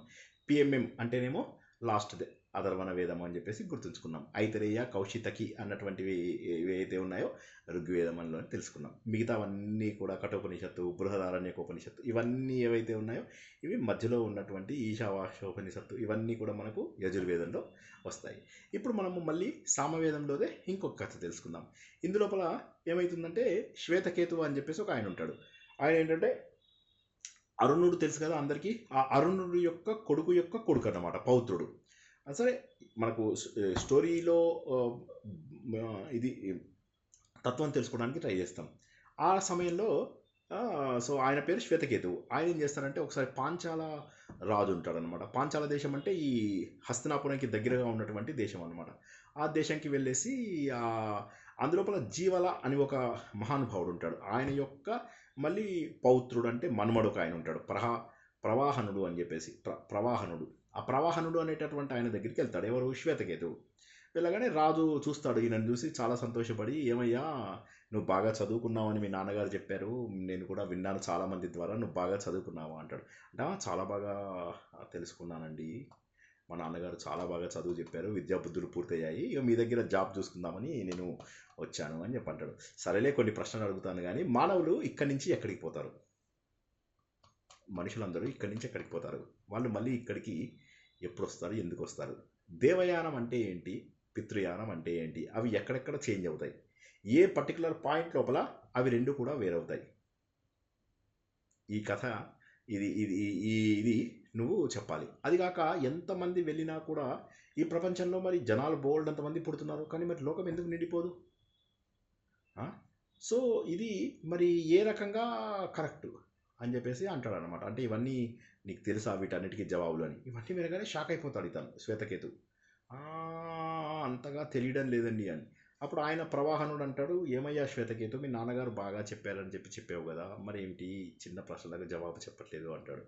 ఇదేనా నీకు చదువు అని అనగానే కొద్దిగా ఇతనికి బ్రాహ్మణ కుర్రాడు కదా, కొద్దిగా ఇది అనిపిస్తుంది, బాధ ఇస్తుంది. ఎందుకంటే బ్రాహ్మణులకు చదువే ఎక్కువ. సో మా ఫ్రెండ్స్ అందరూ ఉన్నారనమాట, వాళ్ళందరితో నేను జోక్ చేస్తూ ఉంటాను, మీరందరూ మా స్థలాలు గుంజేసుకొని మా చేతుల్లో బుక్స్ పెట్టేసేసి మా స్థలాలన్నీ కొట్టేశారు అని మా ఫ్రెండ్స్ అందరినీ జోక్ చేస్తూ అంటూ ఉంటాను అనమాట. సో బ్రాహ్మిన్స్ జనరల్గా ఏంటంటే చదువుకి ఎక్కువ ప్రాధాన్యత ఇచ్చేవాళ్ళు ఆ రోజుల్లో కూడా. సో అది ఏంటి అనగానే శ్వేతకేతు పాపం చిన్నపుచ్చుకొని తండ్రి గౌతముడి దగ్గరికి వెళ్తారనమాట. నాన్న ఇది చూడు, ఇట్లా మన తాతగారి దగ్గర ఉన్నటువంటి నాలెడ్జ్ నీ దగ్గర లేదా, నీ దగ్గర ఉన్న నాలెడ్జ్ నా దగ్గర లేదా, నువ్వు ఈ విద్యని నాకు ఎందుకు చెప్పలేదు నాన్న అని చెప్పేసి అంటాడు. అని సరే జవాబులు చెప్పు అంటాడు. తండ్రి ఆలోచిస్తాడు, శ్వేతకేతు వాళ్ళ నాన్నగారు ఆలోచించి, వీటన్నిటికీ జవాబులు నాకు కూడా తెలియవురా, తెలిస్తే నేను ఎందుకు చెప్పాను నీకు, ఇన్ని విద్యాబుద్ధులు చెప్పిన వాడిని అది చెప్పకుండా ఎలా ఉంటాను అంటాడు. సరే ఇక పని చేద్దాము, ఇద్దరం కలిసి రాజు దగ్గరికి వెళ్దామని. రాజు దగ్గరికి వెళ్ళగానే ఇక రాజు ఎంతో మర్యాదలు చేస్తాడు. చెప్పండి మీకు ఏం సంపదలు కావాలి, ఏం డబ్బులు కావాలి, ఇవి కావాలా అవి కావాలా, ఎన్నో ఇస్తానంటాడు రాజు. ఈయన అంటాడు, బాబు మేము బ్రాహ్మణులం, మాకు విద్య తప్ప ఏది అవసరం లేదు. కాబట్టి నాకు చెప్పు, మా పిల్లాన్ని చాలా క్వశ్చన్స్ వేసావు, బాగా తంగు చేసావు, దానికి జవాబులు నాకు కూడా తెలియవు, ఏమనుకోవద్దు అనగానే షాక్ అయిపోతాడు రాజు. ఏమిటి మీకు ఈ ఏమంటారు దాన్ని, దేవయానం పితృయానం మీకు తెలియవా? తెలియదు అంటాడు. అనగానే అప్పుడు ఆయన దేవయానము పితృయానము ఆయన ఆ రోజుల్లో, నేను ఇంతకుముందు కూడా చెప్పాను కదా, రాజులు అంటే క్షత్రియులు చాలా బాగా జనకుడు శుకునికి బోధించిండు. కరెక్ట్. ఆ రోజుల్లో క్షత్రియులు బాగా నేర్చుకునేవాళ్ళు. అంటే బ్రాహ్మిన్స్ ఏమో వాళ్ళకి ఇంకా అదొకటే పని. క్షత్రియులు ఏంటంటే వేదాలని, ఇప్పుడు ఈవెన్ మన అర్జునుడు ఉన్నాడు కదా, అర్జునుడు కూడా వేదాలని తెలుసు. మరి వేదాలని తెలిసిన అర్జునుడు దాని ఇంప్లిమెంటేషన్ తెలియక లాస్ట్ మినిట్లో ఎంత బాధపడ్డాడు. కాబట్టి ఏంటంటే తెలుసుకోవడం వేరు, దాన్ని అనుభవపూర్వకంగా గుర్తించడం వేరు. సో అది ఇక్కడ ఏమవుతుందంటే అప్పుడు చెప్పగానే ఆయన అంటాడు, గౌతమ మీరు చెప్పింది కరెక్టే, మీకు మీ ప్రతి ప్రశ్నకు నేను జవాబు ఇస్తాను. నాకు బ్రాహ్మణులకే ఎక్కువ తెలుసు అని చెప్పేసి అనుకున్నాను, కానీ ఇప్పుడు అర్థమైంది ఏంటంటే రాజులు కూడా అన్నీ తెలుసుకుంటున్నారు అని చెప్పేసి అప్పుడు దేవయానము పితృయానం గురించి తెలియజేస్తాడు. దేవయానం అంటే మీ అందరికీ తెలిసిందే కదా, ఈ శుక్లపక్షం లోపల ఉత్తరాయణం లోపల వెళ్తూ మన పగటి మనకు ప్రతిదానికి మనం 6th చాప్టర్ లో నేర్చుకున్నాం, 8th చాప్టర్ లో నేర్చుకున్నాం. అందులోపల పగటి దేవత ఉంటుంది. పగటి దేవత నుంచి మన శుక్లపక్ష దేవత, ఇలా ఒకళ్ళకి ట్రాన్స్ఫర్ అయ్యి వీళ్ళు చేరేదాన్ని బ్రహ్మలోకం అంటారు. ఇక మిగతా వాళ్ళు చేరేది ఏదైతే ఉంటుందో అది వాళ్ళు పితృమార్గంలో వెళ్తూ వాళ్ళు ఏమవుతుందంటే మధ్య లోపల ఆగిపోయి చంద్రలోకంలో కానీ పితృలోకంలో కానీ ఇంకే లోకంలో కానీ ఆగిపోయి మళ్ళీ వెనక్కి వచ్చేస్తారు. ఈ దేవయానంలో వెళ్ళిన వాళ్ళు ఏమవుతుందంటే చాలా వరకు వెళ్ళిపోయి మళ్ళీ బ్రహ్మలోకంకి వెళ్ళిన తర్వాత మళ్ళీ ఇంకా కాస్త గుణాలు పోగొట్టుకుంటారు. అక్కడ ఆ నది ఉంటుంది, అది విరజా నది, అక్కడికి వెళ్ళి రజస్సును కూడా పోగొట్టుకుని పైకి వెళ్ళిపోయి పూర్తి స్థాయి లోపల ఆత్మస్వరూపులు అయిపోతారు అని చెప్పగానే ఆయన గౌతముడు సంతోషిస్తాడు. అయినప్పటికీ కూడా రాజు ఆయన పవిత్ర హృదయంతో అతన్ని వాళ్ళ అబ్బాయిని చక్కగా ఇది చేసి వాళ్ళ అబ్బాయికి మంచి ఉద్యోగం ఇస్తాడనమాట. చీఫ్ ఆర్కిటెక్ట్ ఉద్యోగం ఇస్తాడు. ఓకేనా, బాగుందా? ఆత్మసుఖము వీడి నీ ఆట కొరకు పాత్ర పోషణ చేసి సూత్రధారి విశ్రమించదని పాదం ఆశ్రయించి పరమ కరుణాంతరంగా శ్రీ పాండురంగ. జై శ్రీకృష్ణ. ఈ రోజుకి అందరికీ అర్థమైందని ఆశిస్తున్నా. ఇంకేమన్నా ప్రశ్నలు ఉంటే అడగండి, ఒక రెండు నిమిషాలు తీసుకుని ముగించుకుందాం. దయచేసి ఇది వీలైనన్ని సార్లు వినండి. 1.5 స్పీడ్ లోపల పెట్టుకుంటే ఎంత టైం పడుతుంది చెప్పండి మీకు? 2 స్పీడ్లో పెట్టుకోండి. మీకు ఎక్కడెక్కడైతే నచ్చదో అక్కడ 2 స్పీడ్లో పెట్టుకోండి. నచ్చదు కాదు, విన్న పాయింట్లు అనిపిస్తే 2 స్పీడ్లో పెట్టుకొని వినేయండి. సులభంగా ఉన్నప్పుడు ఎంత ఎక్కువ వింటే అంత మంచిది. కాబట్టి వీలైనన్ని సార్లు వినండి, ఏం ఎక్కువ టైం పట్టదు మీకు. మీది ఒకసారి నాది రాత్రి 9 o'clockకి వింటారు, ఒకసారి పొద్దున్న విన్నారంటే అయిపోయినట్టే. జై శ్రీకృష్ణ. ఎవరికైనా ప్రశ్నలు ఉంటే అడగండి.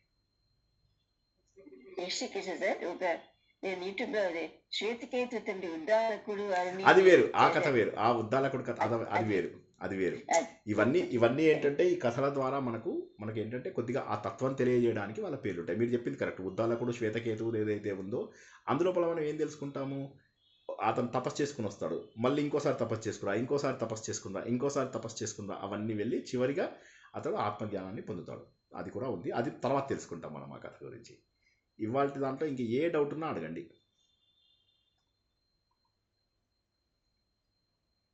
పితృయానంలో తీసుకెళ్లేది ఆర్యముడే కదండి, అన్ని మన మీద ఆర్యముడు ఆయన డిపార్ట్మెంట్. ఆర్యముడు పితృదేవతలలో గొప్పవాడు. మిగతా పితృదేవతలు చాలా మంది ఉంటారు. ఆయన అక్కడ చీఫ్ ఆర్కిటెక్ట్, చీఫ్ అన్నమాట. ఆయన చీఫ్ ఇంజనీర్ పైన కూర్చొని అందరికీ పనులు చెప్తూ ఉంటాడు అన్నమాట. మనం ఇచ్చిన తర్పణలు అవన్నీ ఆర్యముడు తీసుకెళ్ళాడు. ఆర్యముడు అనేవాడు హెడ్. తన దగ్గర స్టాఫ్ను పంపిస్తే వాళ్ళందరూ తీసుకెళ్ళి, అది ఒక డిపార్ట్మెంట్. పితృదేవతలు అనేటటువంటిది ఒక డిపార్ట్మెంటు. ఆ డిపార్ట్మెంట్కి మనం సమర్పించినవన్నీ వెళ్తాయి.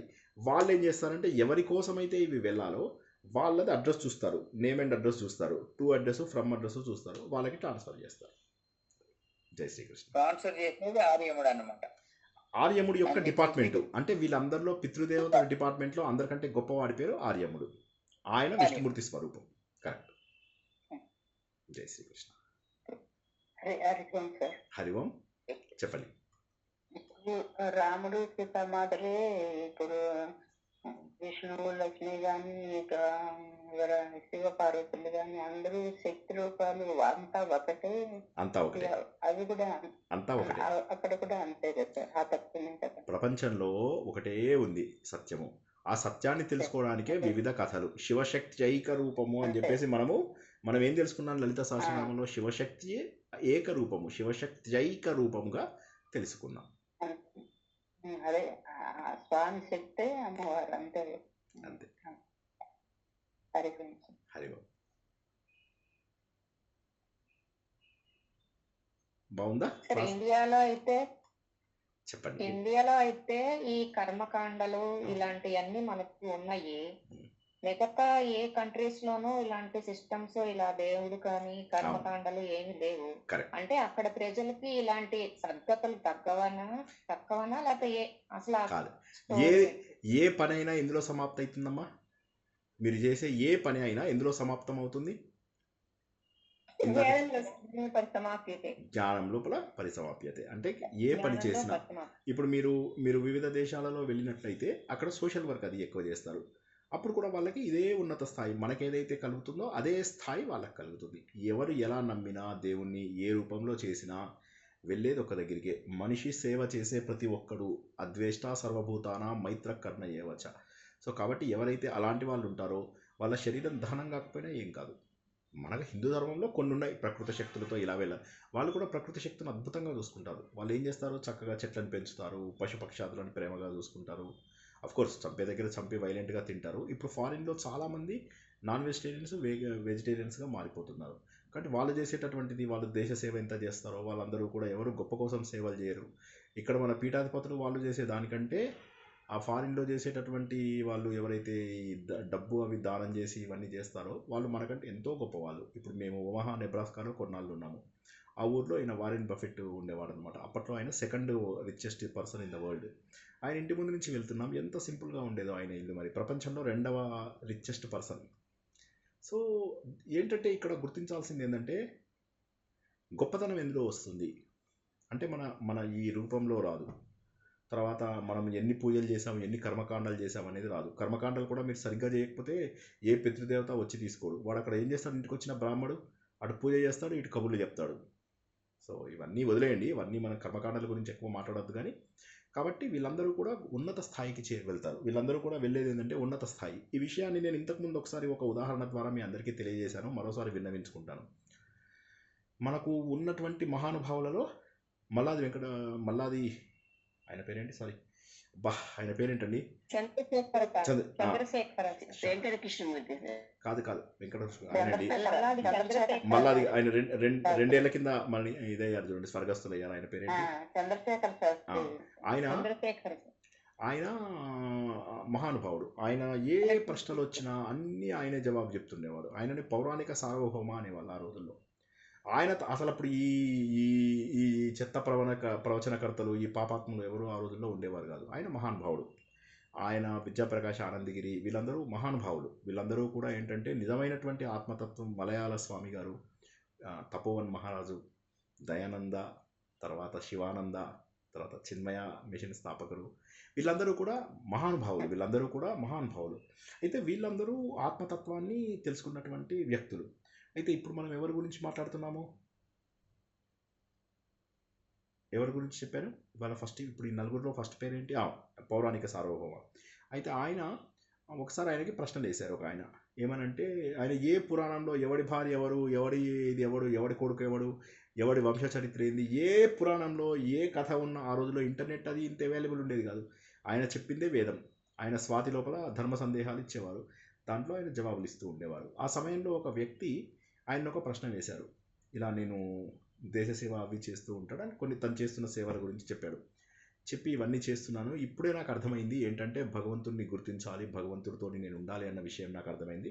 నాకు ఒక చిన్న మంత్రం ఏదన్నా ఇవ్వండి, ఆ మంత్రం నేను రిపిటేషన్స్ చేస్తూ ఉంటాను, అదే దాన్ని మననం చేస్తూ తెచ్చుకుంటాను, నాకు సమయం సరిపోవడం లేదు అని చెప్పేసి అంటాడు. అనగానే అప్పుడు దానికైనా జవాబిస్తాడన్నమాట. ఒకటే లైన్, సింగిల్ లైన్ ఆన్సర్, మీకు ఏ మంత్రములు అవసరం లేదు అని అన్నాడు. జవాబు అంటే ఏమర్థమైంది మీకు?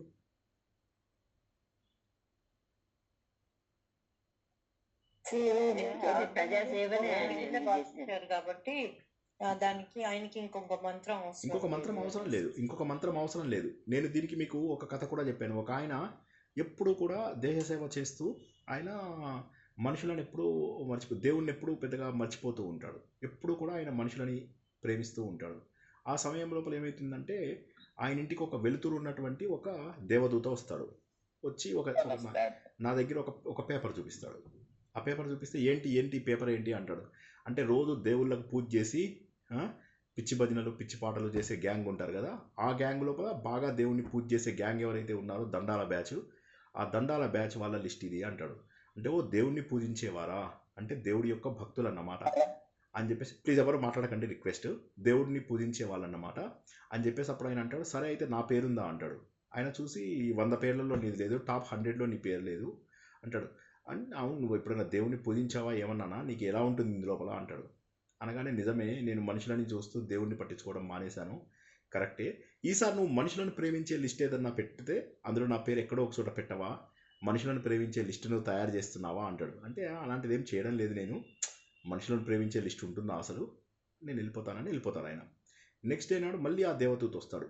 ఇంతకుముందు వచ్చిన దానికంటే ఎక్కువ వెలుతురుతో, ఎక్కువ ప్రకాశవంతంగా, ఎక్కువ ప్రజ్వలంగా వస్తాడు. రాగానే ఈయన అడుగుతాడన్నమాట, ఏంటి మళ్ళీ ఒక లిస్ట్ తీసుకుని వచ్చావు అని. అనగానే అవునంటాడు.